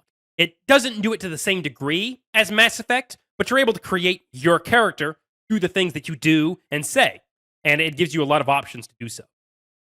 Yeah. Makes replayability shoot up. I'm already chomping at the bit to make my new character. Yeah. See where that goes. When are we doing fucking 3-player co-op? I don't know. Whenever fucking Connor ponies up the money to get it on PS5. And beats this one that I'm playing He right doesn't now. even have to. He can just download it off of you. I can't. Don't you have it off of me too? Can't do both of you. Yeah. Why? Doesn't work like that. Yeah, because you have my license holding. I used to. Oh. Yeah. No longer. Yeah. But still, fucking just buy it. Fucking buy it, pussy. Fucking buy it. It'll Play be with so us. much fucking fun. Pussy. It will be fun, and it will happen eventually. I will make no commitments. Bro, there's like nothing coming out this summer. Like, come on. And I gotta beat the Y'all original got game. Elden Ring going on, you know. Yeah. But that's it. That's really it. I got games to I mean, play. I mean, I could probably assign you to some like Mario 1000 Year, but you're gonna play that anyway. I'm gonna play it anyway, Yeah. You know. Yeah, I got a backlog. I gotta don't. play games. I don't have an assignment right now for months. That comes out tomorrow, Tavin. Does it really? Yes. You go get some work, boy. Hellblade comes out tomorrow too. I'll be playing I that. have to wait till I get paid on Thursday. Bill, moving on to you, my friend. Number 4. Okay. You want to just give me the keyboard? Like, Fuck you. All right. Tell me what number 4 is. number 4, game I was referencing earlier. Dialogue, and just keep going. Hades! Oh, You know what? I didn't remember. I could not remember who was like, oh, we'll talk about a game with a lot of dialogue later. Baldur's Gate, I thought was the game that we were going to talk about. I thought that's what he was gonna bring. Yeah. No, Hades. Baldur's Gate, ridiculous amount of dialogue in that game. But talk about Hades. Hades Finally is- made the list. I was waiting for it. Yeah. Well, I mean, look, it's the peak roguelike experience, It's the best roguelike experience out there. Fucking fight me. I doubt people will want to because Nobody's gonna argue. nobody's that. gonna argue. No, fucking Supergiant, just fucking oops all bangers in this fucking Hades game. And from what I've heard of Hades 2, I haven't played it, and what I've heard and seen, Hades 2 Also banger. banger. Our friend Glenn decided he loves Hades. I've nonstop. Anytime I'm on my computer and I'm like scrolling website, a little Steam thing pops up. Schlub Hades Yep. 2. Like Oh. there he is. He says it's amazing. He's fucking loving it. He might have said this, but he might have also just inferred it. I think it's better than 1, from what I hear. It's actually It sounds like it's gonna be better than 1. It's actually funny that you bring up Glenn because that just ties to how I was introduced to this game. When we went to the Airbnb when we used to hang out, Tavin was just playing it, and then I tried a run, and that was when I learned that Hades has 2 phases.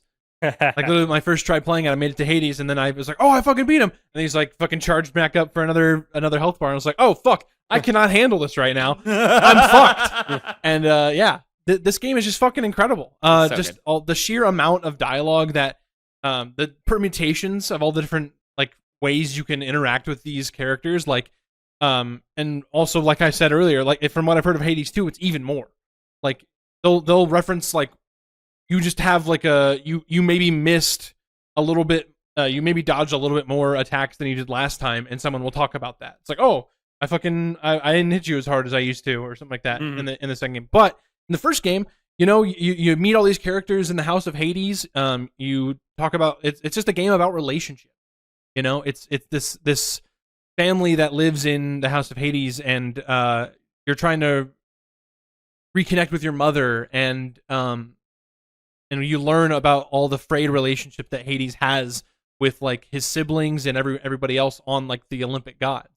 And I really love the way that everyone just talks to each other in this game. I love all of the different abilities that each different god will give you for each of your different like abilities that Zagreus already has.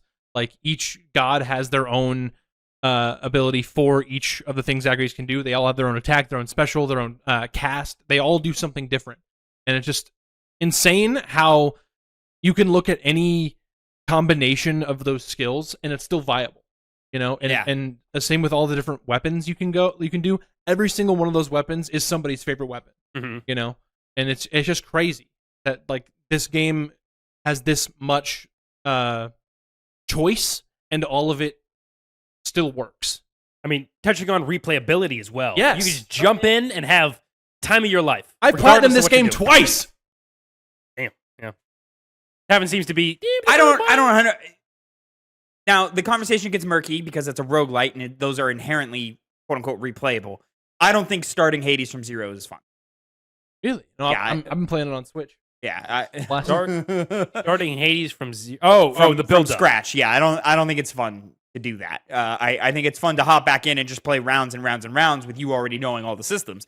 But the doling out of the systems, I think, like, it's great the first time through because that's necessary the first time through. But doing it again, like when we did it for Game Club, it was a chore, and I was like, ugh, I don't want to do this. I've never felt that playing Hades. No, but Hades, you want to talk about arguably perfectly designed video game. Hades is there, man. Hades is right there. Great game loop. Always fun to play. It is as engaging as you want it to be. If it's a podcast game and you're not paying attention to what characters are saying, throw your podcasts on, throw your music on, still having a blast. If you want to lock in and really like flush out some of those relationships that you're talking about, Phil, you can do that too. I do think it takes when you start getting to the later parts, it takes a little too much work and too much effort and too much time to keep getting those those drops of dopamine of the relationship building. Like it just becomes a little too much like labor for not enough reward. Yeah, it's also interesting. You're talking about restarting. When I was like restarting on Switch, like a lot of the resources that you get in that game are important at different points in the game. Like in the beginning, there's so much more focus on getting those keys. Yeah. And later on in the game, I could give a shit about keys. Like, I do not care. That's another. Well, and then I love how you can like trade them out for resources and so forth. That's great. But yeah, that's my thing. Is like replaying it. I hate unlocking the mirror. I hate it. It's so annoying because it's like just give me the shit I already know I have and want, and I gotta work because you just have to unlock them one later at a time. You can't even pick the ones you want. I wanted to mention also working towards the platinum in that game. I realized that I like a lot more of those abilities in the mirror than I thought I would because you have to use them all at least once in order to get the platinum. And I was just shocked. A lot of those green ones that I used to like be like, I'm not using that. Yeah, they're fucking great. You just have to. And that's kind of the beauty of a good roguelite is you go, I don't want to do that. And then you go and you see the advantages of it and you go, oh, this is how. And most recently, Balatro is great. I was going to say, I'm running into that with my playthroughs in Balatro, right? Yeah. Where for the longest time, I was stuck on the blue deck because I'm like, it gives you an extra hand. Why would you not want the extra hand? But then you start playing with some of the other decks and you go, oh, shit, this unlocks a whole new thing, a whole new path of approach in this gameplay loop that I didn't know. And Hades does that. Better. You've been using yellow? I haven't really touched Balatro since we talked about it, but no, I have not been using yellow. I've been using the ones that you unlock later. Okay. Yeah. I still have not beaten a run in that. Oh, you haven't? Oh man, that's crazy. I keep getting stuck on that last fucking boss. Really? Yeah. Yeah. I mean, I said it in the group chat. The final boss is not what gets me stuck. It's like getting out of the first 3 or 4 antes. That's what gets me stuck. Yeah. Fuck you. If I'm out, if I get to like ante 7, I've got it. It's in the bag. Moving on. What number are we at? Number 4. 4. My number 4. Something we've already talked about. God of War Ragnarok, baby. Yeah, son. That's what I'm talking about. God of War Ragnarok. I've said it. These recent, the 2-pack of 2018 and Ragnarok are not nothing about them is 10 out of 10. Like the story, the gameplay, the atmosphere, the level design, the world design, all of these things are at worst an 8. But nothing is at a 10, I would argue. The story probably is the closest to 10, especially in Ragnarok. But because everything is so high quality, the game as a whole shoots up to a 10 for me.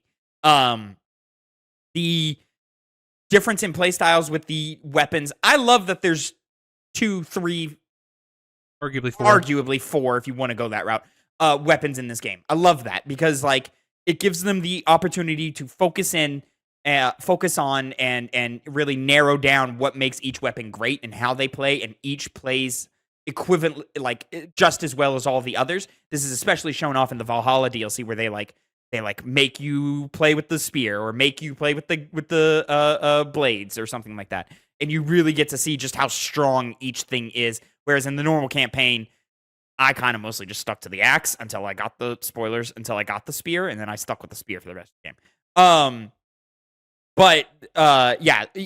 Each path is fantastic. The narrative is phenomenal. I love how it establishes new arcs and new characters to the point to where like you roll credits and you go, fuck man, I want an Atreus game. I want a game, another game with Kratos where he's hanging out with Freya the whole time. Like I love how they've developed these relationships and how they continue to develop these relationships. And I love how much they respect the old games. They really, really treat it's not two different Kratos to Santa Monica. It's one Kratos. And all of it is canon, all of it is valid, matters. All of it matters. And they just chalk up to, like, undeniably, the writing in 1, 2, and 3 are not as strong as they are in 2018 in Ragnarok, undeniably.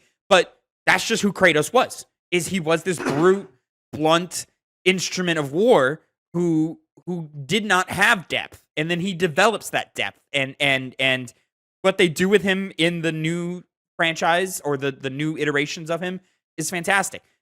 Great combat, never really hits its stride. No, shut up. You're wrong.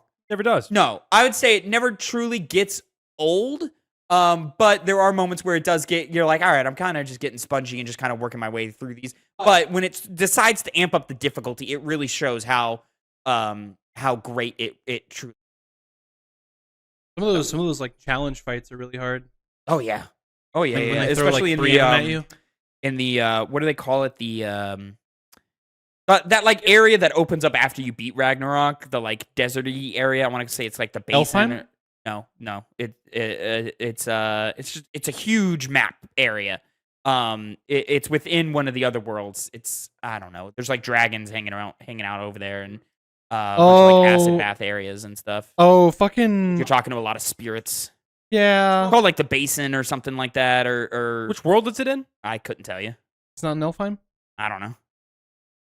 Doesn't matter because that's not what I'm talking about. I'm talking about the specific area within that world. Well, we got to find out which. I don't know, but that's not what matters. Like the world it's in doesn't matter because it's in one of the bigger maps. Like whatever the bigger map is, it's a huge chunk of a map that you didn't even know was there until you beat the game. Huge exploration, great side stories. It's where a lot of the like post-narrative stuff kind of wraps up and gets good. But beside the point. Moving on, top threes. Ladies and gentlemen. Final big ones. Connor, take it away. Number 3. My third favorite video game of all time is Fire Emblem 3 Houses. Wow. Very few times can a game make me replay it 3 different times and look forward to each and every single route and make me sit through loads and loads and loads of dialogue, which usually would be a pro for a game unless you replayed it multiple times. And sometimes you might say, it gets repetitive, I'm tired of it. But with Fire Emblem 3 Houses, you have multiple factions to join in. All of them have interesting characters that you can find. Maybe you like one house more than the other, but one thing's for certain, you'll find a strong cast of characters that you really enjoy. Combat, which I think is very easy to get into, like Baldur's Gate 3, has a lot of the same qualities that I like in 3 Houses. Very wide a range of characters and dialogue and ways to, fine-tune not only your character, but your companions as well. But in the case of 3 Houses, it just has more characters that you like, more easy to get into combat, whereas Baldur's Gate 3, that was my original point. Baldur's Gate 3, you do have to be in the mood for that combat, as you said.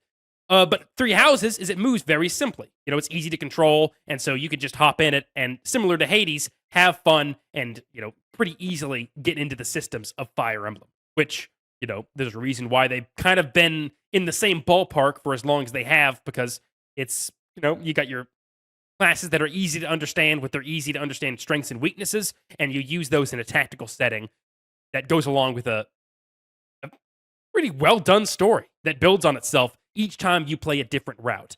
And you can get so much content out of that game, and it never seems to get boring. Absolutely amazing game. Yeah, speaking on the replayability of that, I think part of the reason like the huge amount of dialogue doesn't get old is because of how unique it all is, because there's so many characters and they all interact with each other on different levels. You're not going to see every conversation every playthrough. So some conversations may be repetitive because it's plot, but you're going to have constantly new conversations pop up. You're going to see new depths of each character, new layers to each character that you didn't see before. And those characters are going to have relationships with other characters that you didn't see before. And all of that just really adds freshness to every playthrough. Amazing music as well. Oh, That's God, great yes. soundtrack.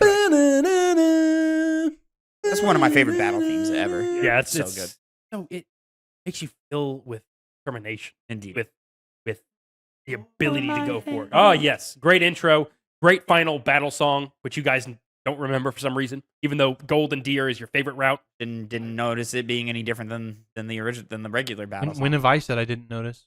When I brought it up during a what's that sound? What's that song? We do a game. This would have been a long time ago. Yeah, This it was was a while ago. definitely at least a year ago. I remember like, oh, someone's gonna get this pretty quickly, and then it was like it went on for a long time. I'm pretty sure I still nailed it as Fire Emblem Three Houses. I think you definitely, I think, won. Just because I didn't know the name of the song. Yeah, I recognize what it's from, though. Phil, number 3. My number 3, Legend of Zelda Tears of the Kingdom.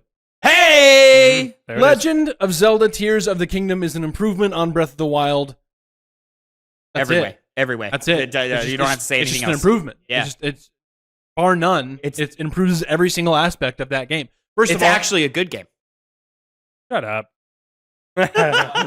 so first of all, it triples the size of the map, which you think, in theory, would kind of bog it down and bloat it. More like 2.5, but I just mean triple in the fact that there's a sky and there's an underground, right?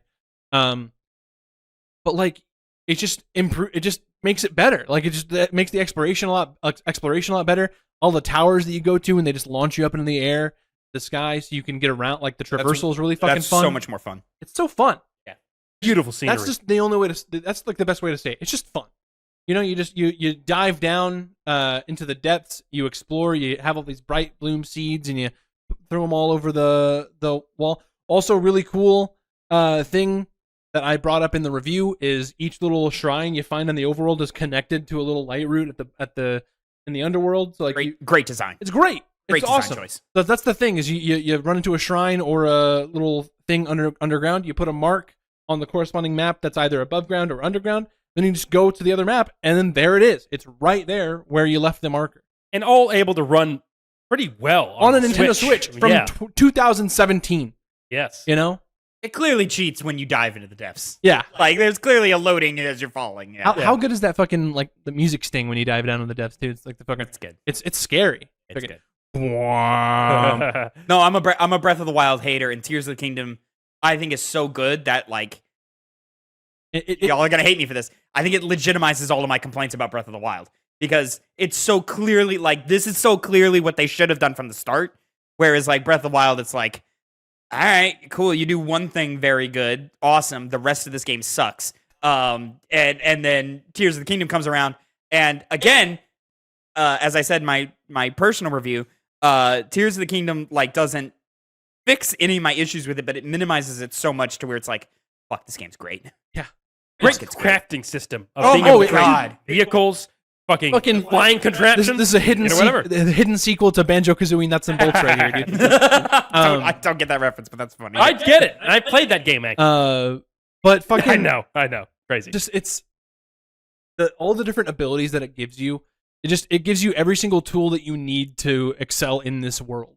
And it does what I thought was impossible, and it makes me not miss any of the old abilities.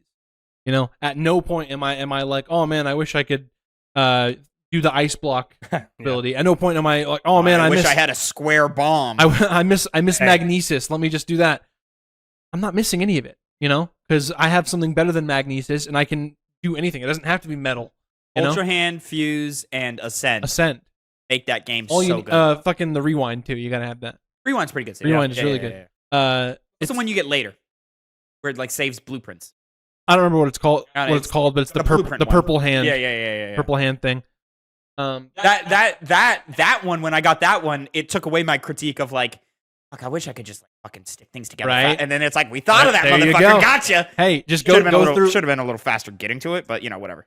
I got it hella early. I didn't. I got it hella early. I was just hanging out in the depths, and I just ran into this big temple looking thing underneath, and then there it was. It was one of those moments where like I had explored everything around it, yeah, and then it was just missing this like little central piece, and I was like, I think I literally I was like, oh wait, I missed one of the light things there. Well, let me just go get that for the extra point or whatever. And I went over there and was like, oh fuck, this has been here the whole time. Also, like super cool. I haven't loaded it up in a little bit, but like I'm still on my quest to getting every single piece of like clothing. Like all the different references they have to like the old Zelda games. Yeah. Like you got all the different hats, all the different tunics, all the different legs. Fucking awesome. Like, did you not do any of that? Really? Dude, I played more of this game than he did. Yeah, he did.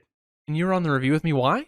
Yeah, because I played it a lot. Because I wasn't playing it at the time. I was like, oh wait, I'm cool with that. And he had played. He says a lot, maybe thank 15 God hours. I was the lead reviewer 20. on that, and I played the shit out of that You game. were assigned to it. It was like, hey, Phil, you go do it. You play as much as you want. Okay. And I have a feeling when we get to number 2, he's going to say something that's going to make me punch him in the on the list. Yeah. Me or him? Him. I don't know.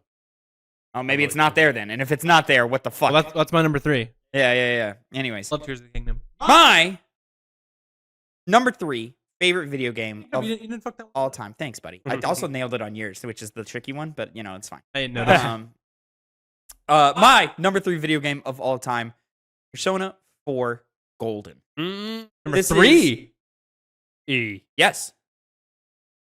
There's 2 that are above? One we know. I know Yeah. one. I don't think number 2. My top 3 have been the same for a long ass time. Am I stupid? A little bit, yeah. I mean, it's not that big of a deal. I mean, really, except for number 1. Oh, yeah, I do. Except for, he just cheated and looked at my thing. Look, I will neither confirm nor deny. My number 3 is Persona 4 Golden. This is, in fact, thank you. This is, in fact, I think the greatest, classic turn-based RPG of all time. There are some improvements that 5 have over 4, but there are things 4 does better. And there's just things that I just like more in 4 in terms of design. A lot of people kind of dump on the random generated levels and all that. I love it. It turns the game into a podcast game. I don't have to think about where I'm going or what I'm doing as much. And then I'm just, grinding out levels and so forth. I enjoy that more than going through arbitrary puzzles of 5. All of this is just preference. And I just love the characters so much. This is another one of those games where, I was talking about God of War Ragnarok and how the ending of that game almost brought me to tears. I vividly remember playing Persona 4 Golden on Vita, which is another plus because it was portable when I played it. I vividly remember the final scene. You get on the train to go home. Your friends, do the classic cliche running alongside the train to see you off and all that thing. And I can't for the life of me recall if the screen gets blurry because of the white background that they're putting on them, or if my eyes are full of tears and I just can't see through my own tears. Just miss your friends. You're gonna miss them. I was saying goodbye to my friends, man. It felt like that in a way that I had never experienced in a video game before. Great RPG systems, phenomenal boss fights, really actually difficult boss fights. I think 5's boss fights are pretty easy. And whereas 4, it's 4 will kick your teeth in on a sub boss that's not meant to be tough. It'll just be no, fuck you, go grind. The fuck back in there. Yeah, get the fuck back in there. And then, I think it's balance of going off on little trips and vacations. I like that as opposed to just, mainlining social links. I like that it puts the characters in different situations all the time. I just the aesthetic of that small town Inaba versus big city Tokyo just gives it such a personal feeling. You really get to know not only the streets, but like the different shop vendors you feel like connected to in a way that you kind of don't in 5, with the exception of the weapons vendor in 5. You kind of don't feel that with this. And I guess the medic or the doc. Yeah. But in 4, it's like I vividly remember the first time you see the diner turn into a nightclub, and you go, "Oh shit! So there's some adult things happening here." It was great. Yeah, Persona 4 Golden. If you haven't played it, go play it. It's on everything, and it's definitely worth your fucking time. Everything's great at your Junes. Oh, we're about to play that at some point. I don't know about to do anything. We'll play that eventually. We'll play it eventually. If I mean, we got to get through 3 first. The next time, Yeah. I mean, first we gotta get through 3, and then if we're talking about Game Club, we're in the middle of Metal Gear Solid, which Tavin chose for us. Indeed. And then we got to go Next for week. another wheel, which I mean, maybe it'll pick Persona, and then it'll The be main back to you reason- picking. Yeah. The main reason I want 3, because I want us to go in order of release for different franchises and so forth. But the main reason is I want to test the theory of Is your first one your first one favorite? is your favorite. And if Phil Yeah. plays 3 and 3 becomes his favorite over 4 and 5, then the theory's true. It's just the first true. one's your favorite. You know? I'm curious about that myself. It's not true for everybody. When Greg Miller likes 4 over 3 and he played 3 first. I know what your second game Fuck is, by that the way. guy. Congratulations. Not looking either. Connor, you better not be pissing me off with I number didn't 2 here, my friend. It's your second favorite game. Go. I don't know what the fuck he's talking about, but number 2 and number 1, very thin margin. Very, very, very thin margin. Huh. But ultimately, due to one reason, as I'll go into when I talk about my first favorite game, for now, my second favorite game of all time is Elden Ring. Oh, wow. Elden Ring, I thought that I had experienced the most Fucking what? that From You're gonna Soft be had even to more offer. mad.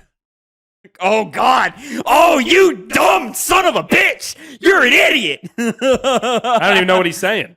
But Elden Ring, as Phil talked about earlier, you're able to just dive in to that world and find things in the fucking underneath the ground, in forests, on top of fucking mountains, in army encampments, in the main areas that you go into, the main dungeons, I guess you could call it, and get a breadth of weapons, meet a breadth of characters, spells, unravel a world which is far more unique than anything FromSoft had done up until that point in its grandeur, in being able to have the best mountain gaming, summon him in an instant and traverse the Torrent, worlds. my man. Super easy. Torrent's a bro.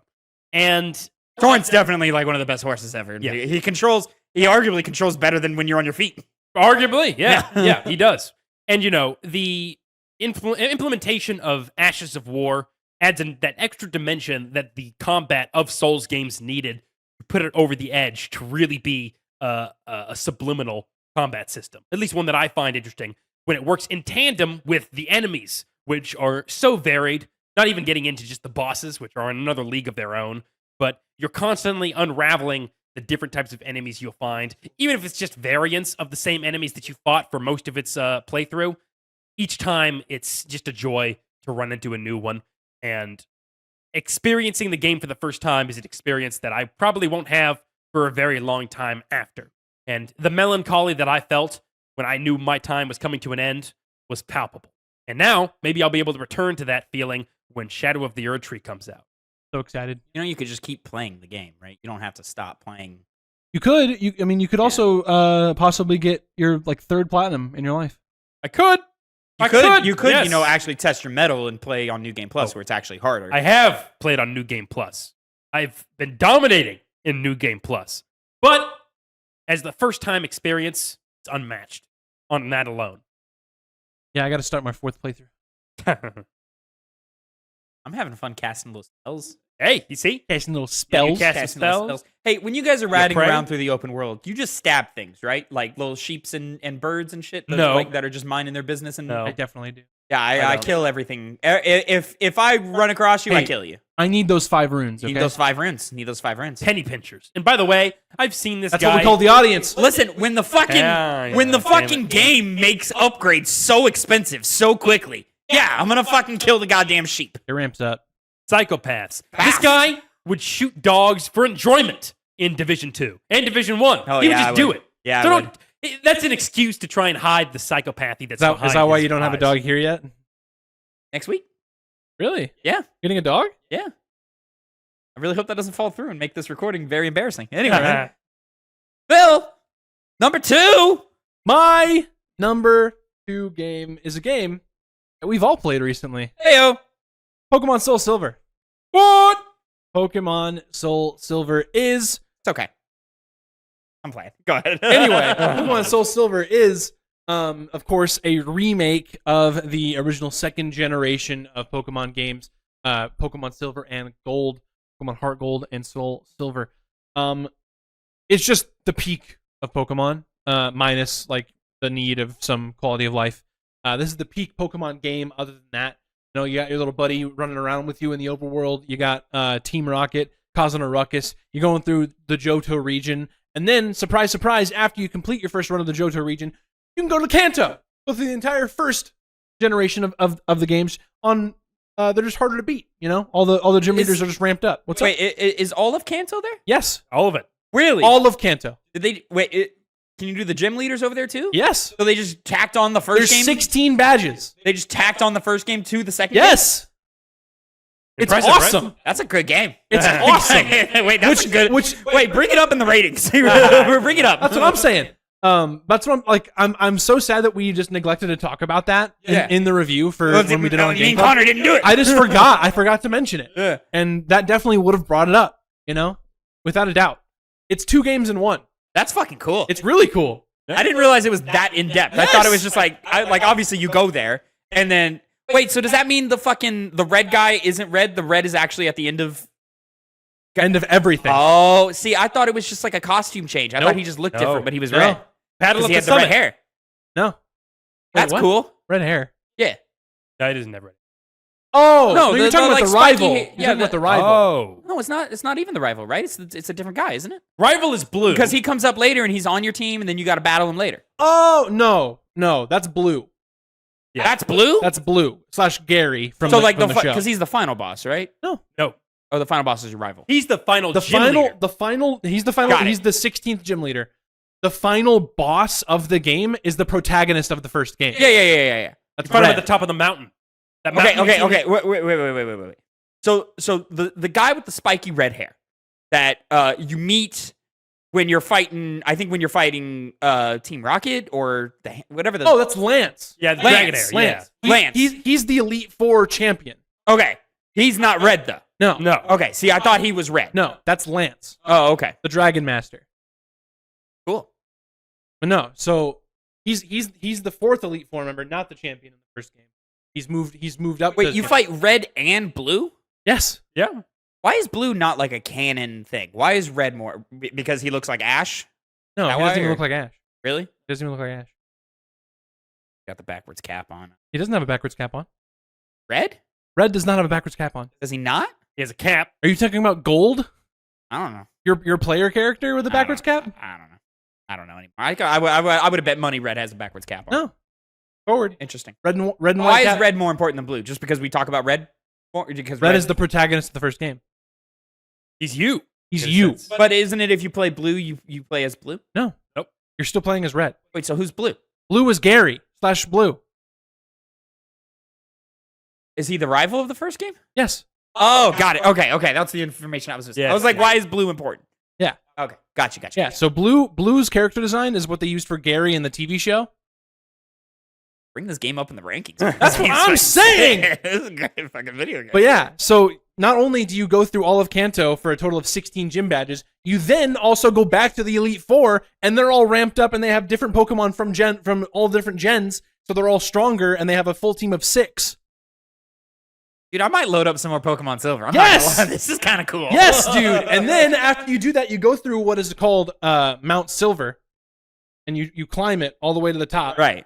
Then you fight Red, Oh. who has a Cool full team music. of 6. He's got a Charizard, Yeah, a Blastoise, classic. a Venusaur, These are just the 3 evolved versions of the first 3, the first starters. Yep. Yeah.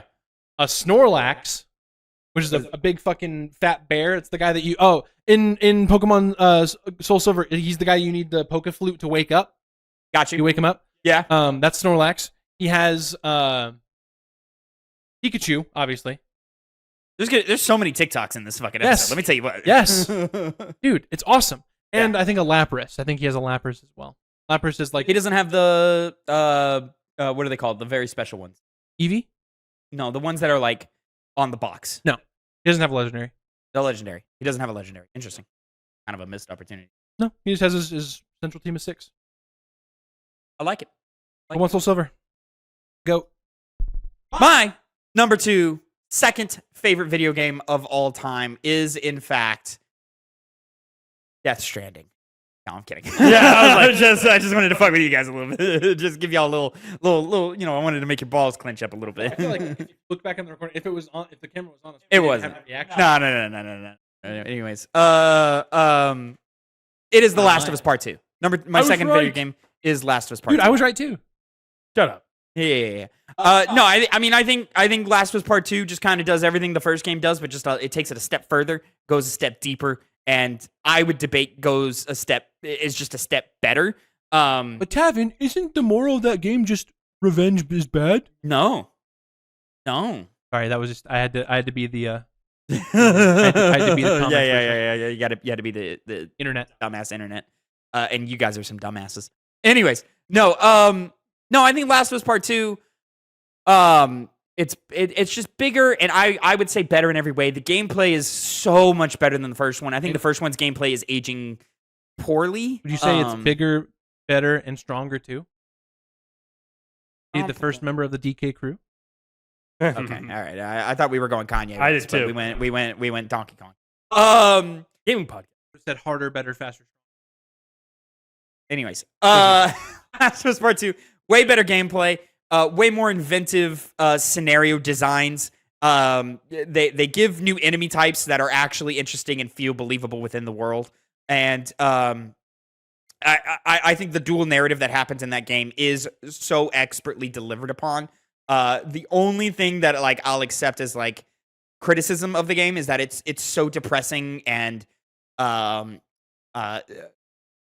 so intentionally miserable to exist in that narrative that I don't blame you if you're I just don't want to fucking feel those feelings right now. It's just not fun. It's not a fun game. The gameplay's fun, but the game is not fun because it's just so miserable to get through.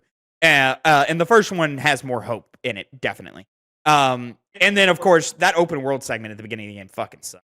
I've come all the way around it. It's boring as shit. I don't fucking like it. So small though.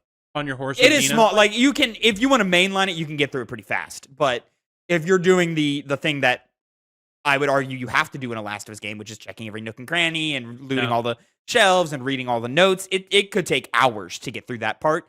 And it's just kind of I don't really want to do that. But there are moments within that part that are iconic. You think of the aha moment in there that's so fucking beautiful. This is a game that the emotions, my first time through it, fucking were so visceral. No piece of art has been able to elicit that type of emotion from me, other than this game. It's just so fucking out of this world, and in the way it grips you emotionally and pulls you through the narrative. And yeah, man, I think it after a long time. For a long time, I was saying I don't want another one, but after thinking about it, I think this pulls us down into the depths so far that a part 3, I feel, would have no choice but to bring us back up. You raised up, and I would like a happy ending. Can we get a happy ending in The Last of Us? Be raised up like Josh Groban. You raise me up. I guess he sung that song. There we go. Josh Groban, everyone. There you go. Yeah. I've had my thoughts on Last of Us Part 2. Yeah. Not as woohoo about it. Weird way to describe that. But, gameplay was severely improved. Oh, yeah. Really, the application of it is where I have my criticisms in terms of the length of it. But it seriously does use AI, especially the AI of the enemy, extremely well. Oh, yeah. Gives nice variance to the enemy type as well. It creates a sense of fear at multiple points. Name another game that turns each individual NPC into an actual character. Or enough to where you believe they're an actual He shot Brian. and listen, You could joke about it, but it does a lot. You feel bad when they start, screaming when their friends die. I don't. In comparison to the first game where, like, their friend's head gets blown off and they just go, ah, shit. And that's it, Well, they're hunters and scavengers. They're dirty, low-born pieces of shit. Everyone knows that.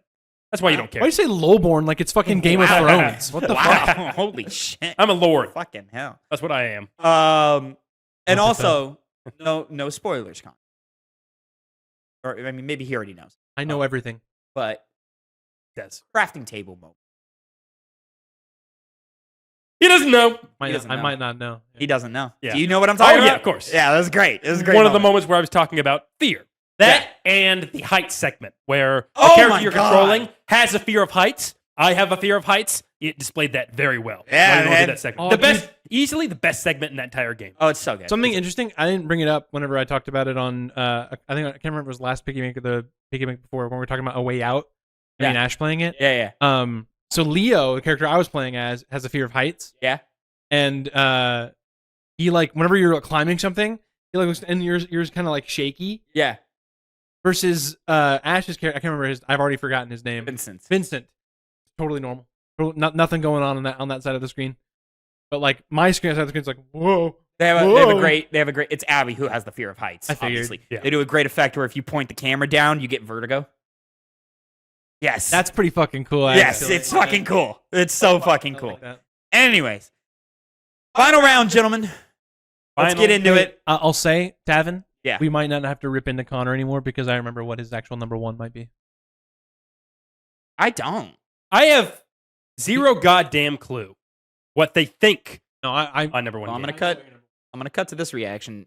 Cut to this reaction page Reaction? just preemptively, just in case. My number one favorite game of all time, without a shadow of a doubt, is a game called Vampire the Masquerade Bloodlines. I'm kidding. okay, yeah, I I'm was kidding. really wrong. I was really wrong. I'm kidding. I'm kidding. I'm kidding. I'm kidding. I'm just joking. kidding. Oh, you motherfucker! I thought that'd give a more negative reaction to you. Oh, I don't I care. seriously, I actually want to see your reaction because I have no Yeah. clue. My number one, oh, look at this. Who cares?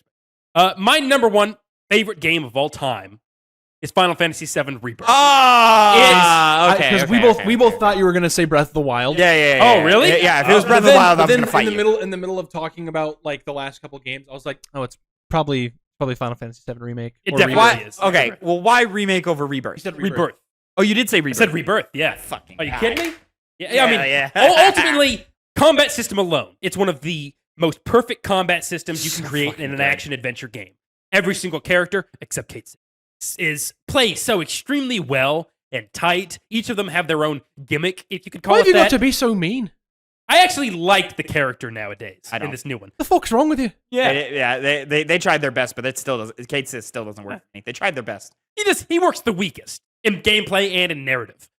Which, to speak on the narrative, well, finish off the gameplay bit. You've said this before, and it encapsulates it pretty perfectly. Every single character can carry them in a game of their own, and Oh, yeah. yet each you have 3 parties members at a single time. Overall, you have 6, right? 6, Not 7. Get up to 7. 7. Yeah, because you got Cloud, Barrett, Tifa, Aerith, Yuffie, Red 13, Red Kate Sith. 13, Kate Yeah. Sith, Yes. and then Yuffie. 7, and all of them except Kate Sith are amazing. The narrative, Why you every time all of them except Kate Sith. Every single But time. even Kate Sith could be like a fun little indie game. That'd be a fun little indie game, little 3 to 5 hours. You know what? We say that, and then we both hated the segment where we played as him. Fucking terrible. It's so bad. That's more what you It's do in awful. the segment. It's been all over my timeline of people shitting on that. It segment. is legitimately like the biggest moment. The only reason like the game is still awesome is because that moment happened so late. If that happened any sooner, it would be like a big like, okay, I'm deducting major points off of this because of it. But because you've already played 60 hours, you're like, all right, I'll force myself through this 3-hour part. Not 3 hours. Feels we're like in a, we're in a It fucking does feel feature like it. film right now. I'm saying, dog. Damn. Nice. Good shit. But Anyways. it's just such a fantastic game. It delivers. I'm still thinking about the ending. So And the good. fact that it can make you think about it as long as it does and anticipate you with what comes next. You think you're going to get a major payoff after finishing the first one and going into this new one where apparently everything's going to change. And you come to appreciate what made the original Final Fantasy VII so great, but it's still, while delivering on those story beats, while still leaving you expecting what comes next. Also, amazing relationship between Cloud and Tifa. It's done so amazingly well. One of the best moments of the game. I mentioned earlier how there's like not a canon version, There's but a I mean, canon. that's a canon. That's a canon version. You know? Ridiculous to say You're not- otherwise. if you're not going on that golden saucer with Tifa, you know what I'm saying? What are you doing with your life? Bro? Such a beautifully realized world of Final Fantasy VII. When you get out of the first city that you start the game in, and you see the countryside of whatever they call the Final Fantasy VII world, it's not called Midgar. You just look at it and you just kind of planet. the planet, The yeah, planet, everyone- the yeah. planet. It kind of takes your breath. Barrett just won't shut the fuck up about the planet. He will not, and you love Fuck every up. single time you let him. You sit back and you let him talk because he's speaking truth. Pretty cocky, ain't you?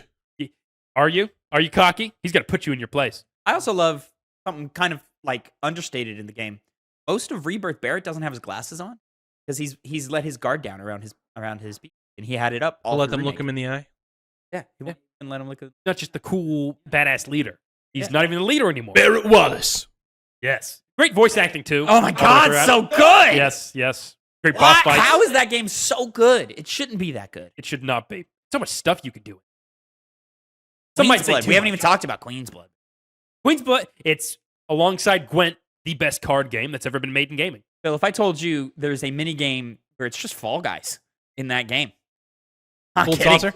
Huh? Gold saucer? Oh, What? yes. It's just you Is just it- find it in the open world. Is it with Moogles? No, No. Chocobos? I don't even know if I want to tell you. I care less. I don't even know if I want I to care tell a you. lot less now. Now when you eventually get there and find it, you're gonna laugh your ass off. I want it to be Moogle. Not Moogles. There is a There is a Moogle Moogle minigame. Not great. I mean, is it the same one? Well, relatively the same one from the gold saucer in the first one. It's like the same. It's a similar idea, but they've gamified it. It's like whereas the other one was just like you hitting a button a bunch of times. Yeah. The first in the original, it's just you're just watching a story basically. And in this one, it's like a herding minigame. You got to herd. the Play as moose. Mog. That's also not in the Golden Saucer either. No, it's just out in the open. Out in the open. You Fun gotta do it- games, though. You got to do it a bunch. Kate Sith rides Mog. You have to get him on there first. Spin an ATB bar, which kind of sucks. Yeah, they could have made that character a lot better just by making Start that with the standard. fucking Mog. Yeah. You know. All right. You really want to like Kate Sith. It should have been like a. It should have been like a. I like Kate Sith. Yeah. It I should like have him been in a because the Mog moves slower He's than kind of useless Cat. in the original game, but Yeah, he's kind of useless in this game too. Because the Mog is slower than the Cat, it should have been Cat exploring, running around and stuff, and then the Mog comes up in battle. Should have been. But it should have been. you like Stray kind of just like running through and Yeah. jumping on a bunch Oh, of on 2 legs though. Oh, he does run around on 4. I like his little hat and his little crown. Cute character He's design. cute. He's cute. It all looks cute. And he's fun in Rebirth. I will say Piece he's of fun. shit. Fuck him. And that's the thing. They don't make you hate him either. I don't like him. Like it's Fair still enough. like even with what's in there, like because of, and I think my linchpin around it is this isn't a spoiler. Is what happens when you get to the Temple of the Ancients to that character. I hate how serious they make that moment. I hate it because it's not a isn't he- fucking character. Isn't he just Yeah. a robot? Yes, he's just a fucking robot. And it's the same shit Controlled- that happens where he controlled by Reed. he sacrifices himself and then immediately runs right back up to the crew. And you go, the fuck are we doing here? Mm. The robot controlled by Reeve. I just He don't is. fucking care. Spoilers. They don't say that in Reaper. They don't tell you. They They, don't say hint that? at it. They hint at it very hard. But I mean, if you already know, yeah, they hint at it very hard. It's a very like heavy like wink and nod. is it one of those where it's like, oh, it's a shot of Kate Sith, and then like the next shot is just a shot of Reeve? no Somewhat. Like a you fade? cut to Reeve at some point and he's in his office tapping on his computer or whatever. And on the shelf behind him is the replacement model of Kate Sith that will join you. That's funny. Though I will say they do make him a bit more, as Final Fantasy VII Rebirth does with its characters, makes them better. Are they the Even same, Kate Sith. Are they the same voice actor, Sith and Reeve? Couldn't tell you. No, they're not. Well, actually, I guess they could. It'd be kind of cool. Who's just doing like an accent? Yeah. There is. I can't say. I can't Yeah, say I it's a know. spoiler. They just improve upon Final Fantasy There is an VII actor and who Rebirth. voices. I'll say there's an actor. I'll say he voices 2 characters. asterisks, but it's impressive that he voices both those characters. You know what's kind of crazy is Sephiroth is voiced by the CW Superman. Is he really? Yeah. That's range, ladies and gentlemen. That's range right there. Phil, talk to me about your favorite video game of all time. My favorite video game of all time, as the audience who knows me should know, and you guys, Kingdom Hearts 2. Yes. Kingdom Hearts 2 is just definitively my favorite game of all time. A blast. It's such a fun fucking game. Yeah. Like, just the continuation of Sora's story, and, you know, he's just fun to play as, you know? It really is. Just run around all these different Disney worlds, all around Radiant Garden / Hollow Bastion, in like an extended version of Hollow Bastion that we don't really get to see in the first game. It's more of like a Traverse Town kind of hub world now, because that's kind of where the Final Fantasy characters live, is in Hollow Bastion / Radiant Garden. Best place to be in Kingdom Hearts world. Yeah, I mean, You're living there. yeah, I mean it's relatively peaceful. The only thing that goes wrong is when the city defense system, who is run by Tron, Yeah. gets taken over by Heartless.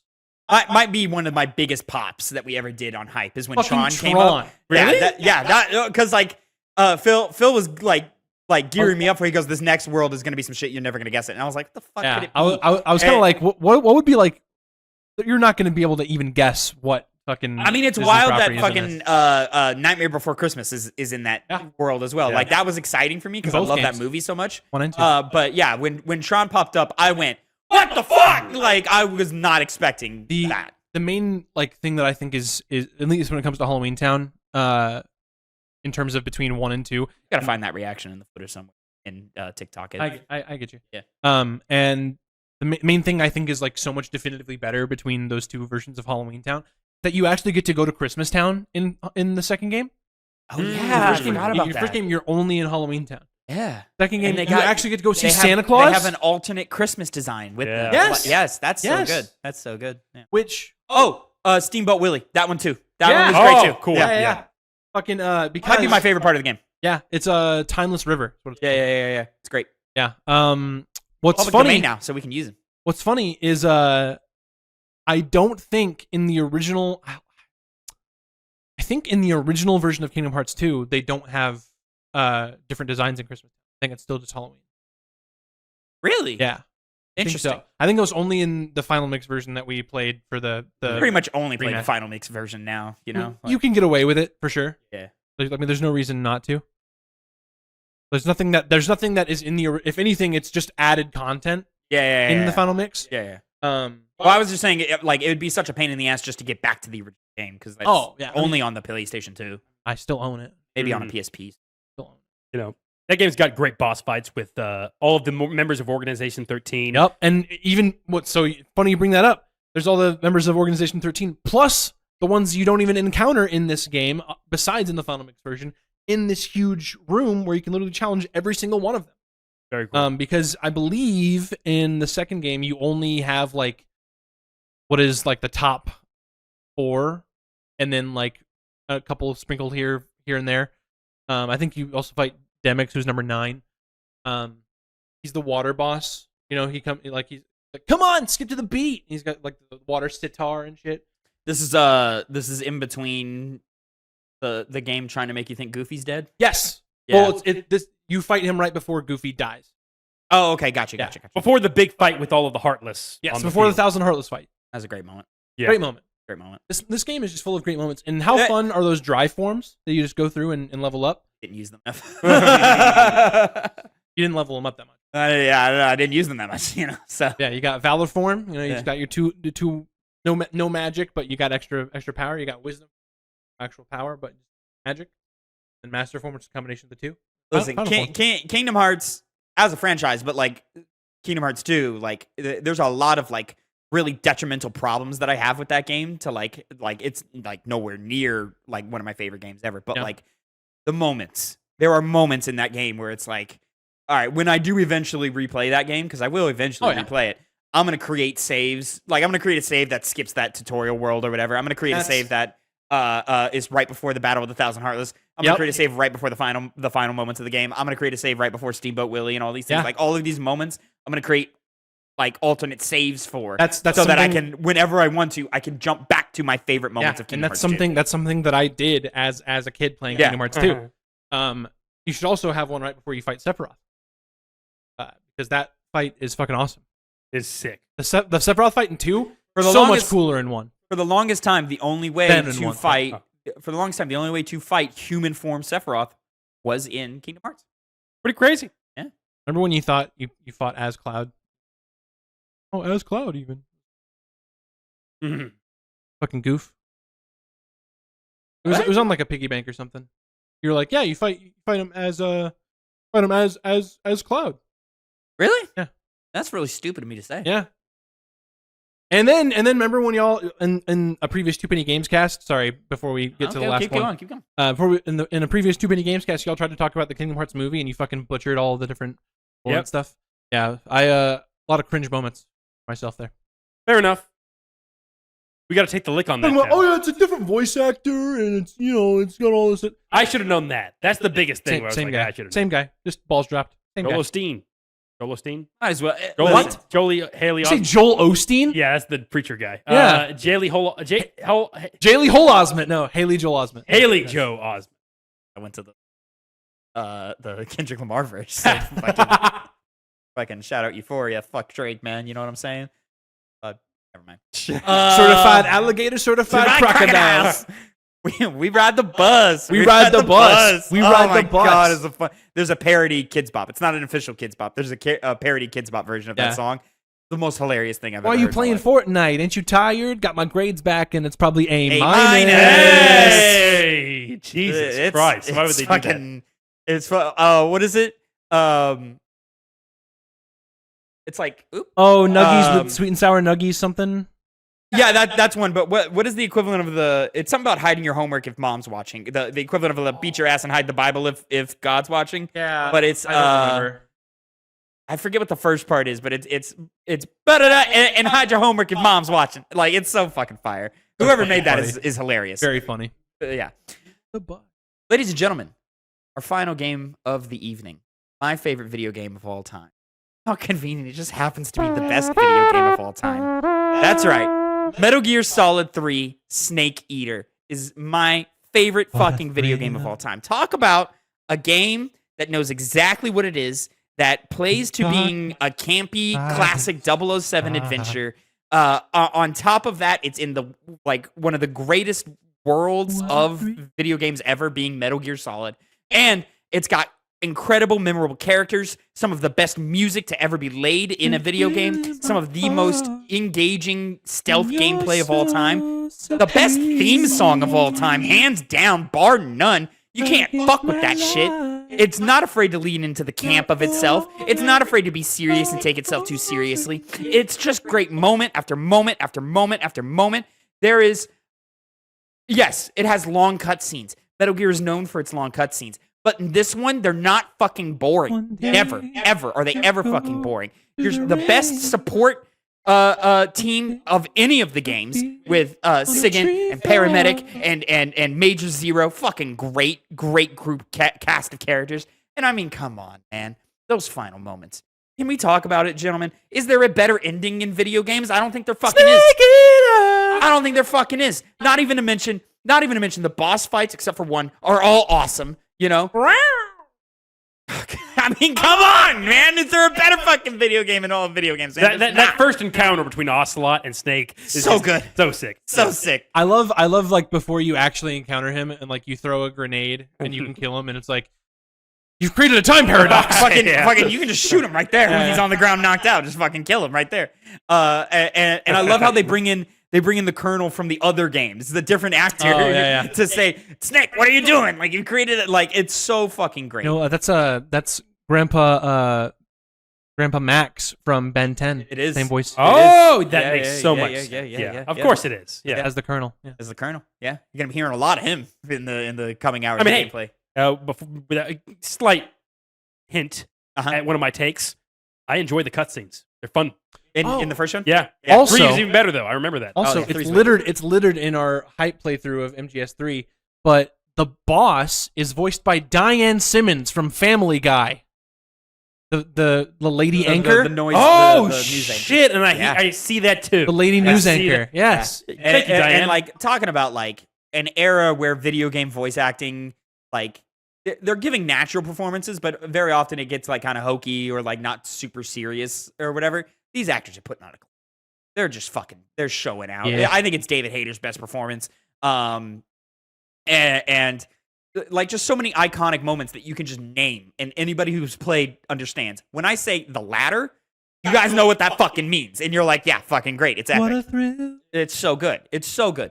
Not a bad part in that fucking video game, except for the Fury boss fight. That fight kind of sucks. But He's an astronaut. He's an astronaut, and he's not in any other part of the game except for that fight, which I feel like he was kind of tacked on. But Mhm. Is he not like in the helicopter? you don't see him. He's probably flying it. Oh. He might be flying it. He might be flying it. Aerospace It feels like it'd be going on. really cramped in the suit and everything because I mean, it's not that different from a flight suit. I guess. Well, I mean, it's just a big Well, I mean, if, fishbowl. the only thing that would be a problem would be. Yeah. Probably took that off. Yeah. Snake Eater. I will not hear criticisms of it. Tell me I why. will not hear it. Mhm. I was gonna do like the pain line, but I almost said the world will know pain from Naruto Shippuden. The world will know pain. The world will know pain. That's Troy Yeah. Baker. It is. Troy Baker. Very Very good Indiana voice. Jones. Yeah, That's he fucking is. crazy. He actually does a really good fucking Harrison Ford. Harrison Ford. He'll Yeah. deserve it. He deserves that role. Oh I should yeah, say. yeah. I'm excited for that game. Yeah, but I hope Metal so. Gear Solid 3, it was the best, without playing 4, it was kind of the culmination of the best of Metal Or- Gear Solid gameplay up to that point. Four is entirely different. Yeah, okay. Yeah. Because 1 and 2, kind of clunky. Give But me 3 just feels like they got it right. Troy Baker. Metal Gear. He is in Isn't it? Metal Gear. T. Miller. No. Who's he? Ocelot. Oh my God! Yeah. Yeah. In Snake Eater. And Phantom Pain. Phantom Pain. The young, Yeah. like the middling. Oh, Well, he's still young, but he's not Yeah, like- he's older. He's older. He's Yeah, older. In yeah, his yeah. 30s, I Okay. would say. Oh No, he's older than old that. by, Yeah, like, yeah. old He's by like 35. 50 plus. Who, Yeah. who plays him in 3? Couldn't tell you. Look it up. Couldn't Oh, tell I think I do know who it is actually. I think it might be fucking. It's not Keaton, is it? Is it Josh Keaton? Oh shit! Is it Josh Keaton? I think it might be Josh Keaton. It might be Josh Keaton. That's fucking insane. It's Spider-Man. By the way. That dude's the fucking goat, man. Josh Keaton's the best. He did Wait, something Spider-Man? recently Like which Spider-Man? spectacular. Ah, Spectacular. Well, He did something recently too that I was like, "Fuck, this guy's good." Invincible. Is he invincible? No. no. Well, yeah, he's the Spider-Man when he hops Agent universe. Spider, he's- yeah. Agent Spider. No, it's yeah, Stephen no. Yeun is Invincible. No, but Josh Keaton did something recent. It's Josh Keaton. Is it really? Yeah. Fucking goat, man. He's fucking great. No, so fucking. He's good. the one who gave us. It's so good. God. Ah, fuck. I love that fucking video game. I can't wait to get there. Clearly you do, because it's your number one video game of all time. It's the best. That, video that game of all rounds time. out our lists, right? It there. does indeed. Ladies and gentlemen, that is our top 10 favorite video games of all time. Let us know what you think about each individual list and how. Wow, Breath of the Wild not even making the list anymore. No, we got kicked out. Wow. That was one of them. That's I mean, fucking as crazy. soon as I played Tears of the Kingdom, I knocked Breath of the Wild out. So. Well, yeah, I mean, I would if I were you. That's what I would do too. Yeah. But like this idiot thinks Breath of the Wild overall, is better. Overall, better game Fucking loser. in every way. No, you just like an inferior product. You just Fucking mid-ass. You've fucking hated them video all game. from the beginning. because it came out first. Well, it was able to create Looking the- ass. It was able to create the emotional response that Tears of the Kingdom never was able. Okay. Playing Of- that first time. of putting me to fucking sleep. Yeah, of you being put to sleep. Game fucking sucks. Everyone else disagrees with you entirely. I don't think it sucks. I'm It's taking not my nearly gloves as off good. on Breath of the Wild. I'm not playing political or nice with that game anymore. You That never- game boring any- as shit. anymore? It's a mess of design. It fucking sucks. Tears of the Kingdom's great. Anymore? You never were. No, giving I've it- always you- said that the game is quality and it's got good elements and all these things. I'm taking all the gloves off. The only thing that game does well is exploration. Everything else fucking blows. Right, and that is it for this episode of the Two Penny Gamescast. Thank you so much for watching. Are you No, trying I to play a noise? farted. No, I don't have my phone on. All right, shut up. Let me out you. Drop your top 10, your personal top 10s down in the comments below. Thank you so much for watching and listening along. Connor, thank you for starting this journey with me. Thank you. 200 deep. Here's to another Go back, 200, go back, hopefully. do it again. Do it again. Doing it again. What are you fucking? I'm here too. What are you fucking Ned and Far From or No Way Home? I'm here Fucking too. shit. I was getting to you. Sorry. The hell was that? Playing just fart farted. noises. I just farted. You're playing fart noises. Connor, I don't You're even think putting it's it gonna... up to the mic and you're playing fart noises. Did he put it up to the mic He at least? did. Oh, okay, thank God. Maybe it got picked up. I don't even know. Well, Phil, I don't know what you're thanks for talking coming along on this journey alongside us, and you're not on this show as much as I came. Anyways, until next time, have a great time, and gentlemen, say goodbye to the people. Thank you for watching.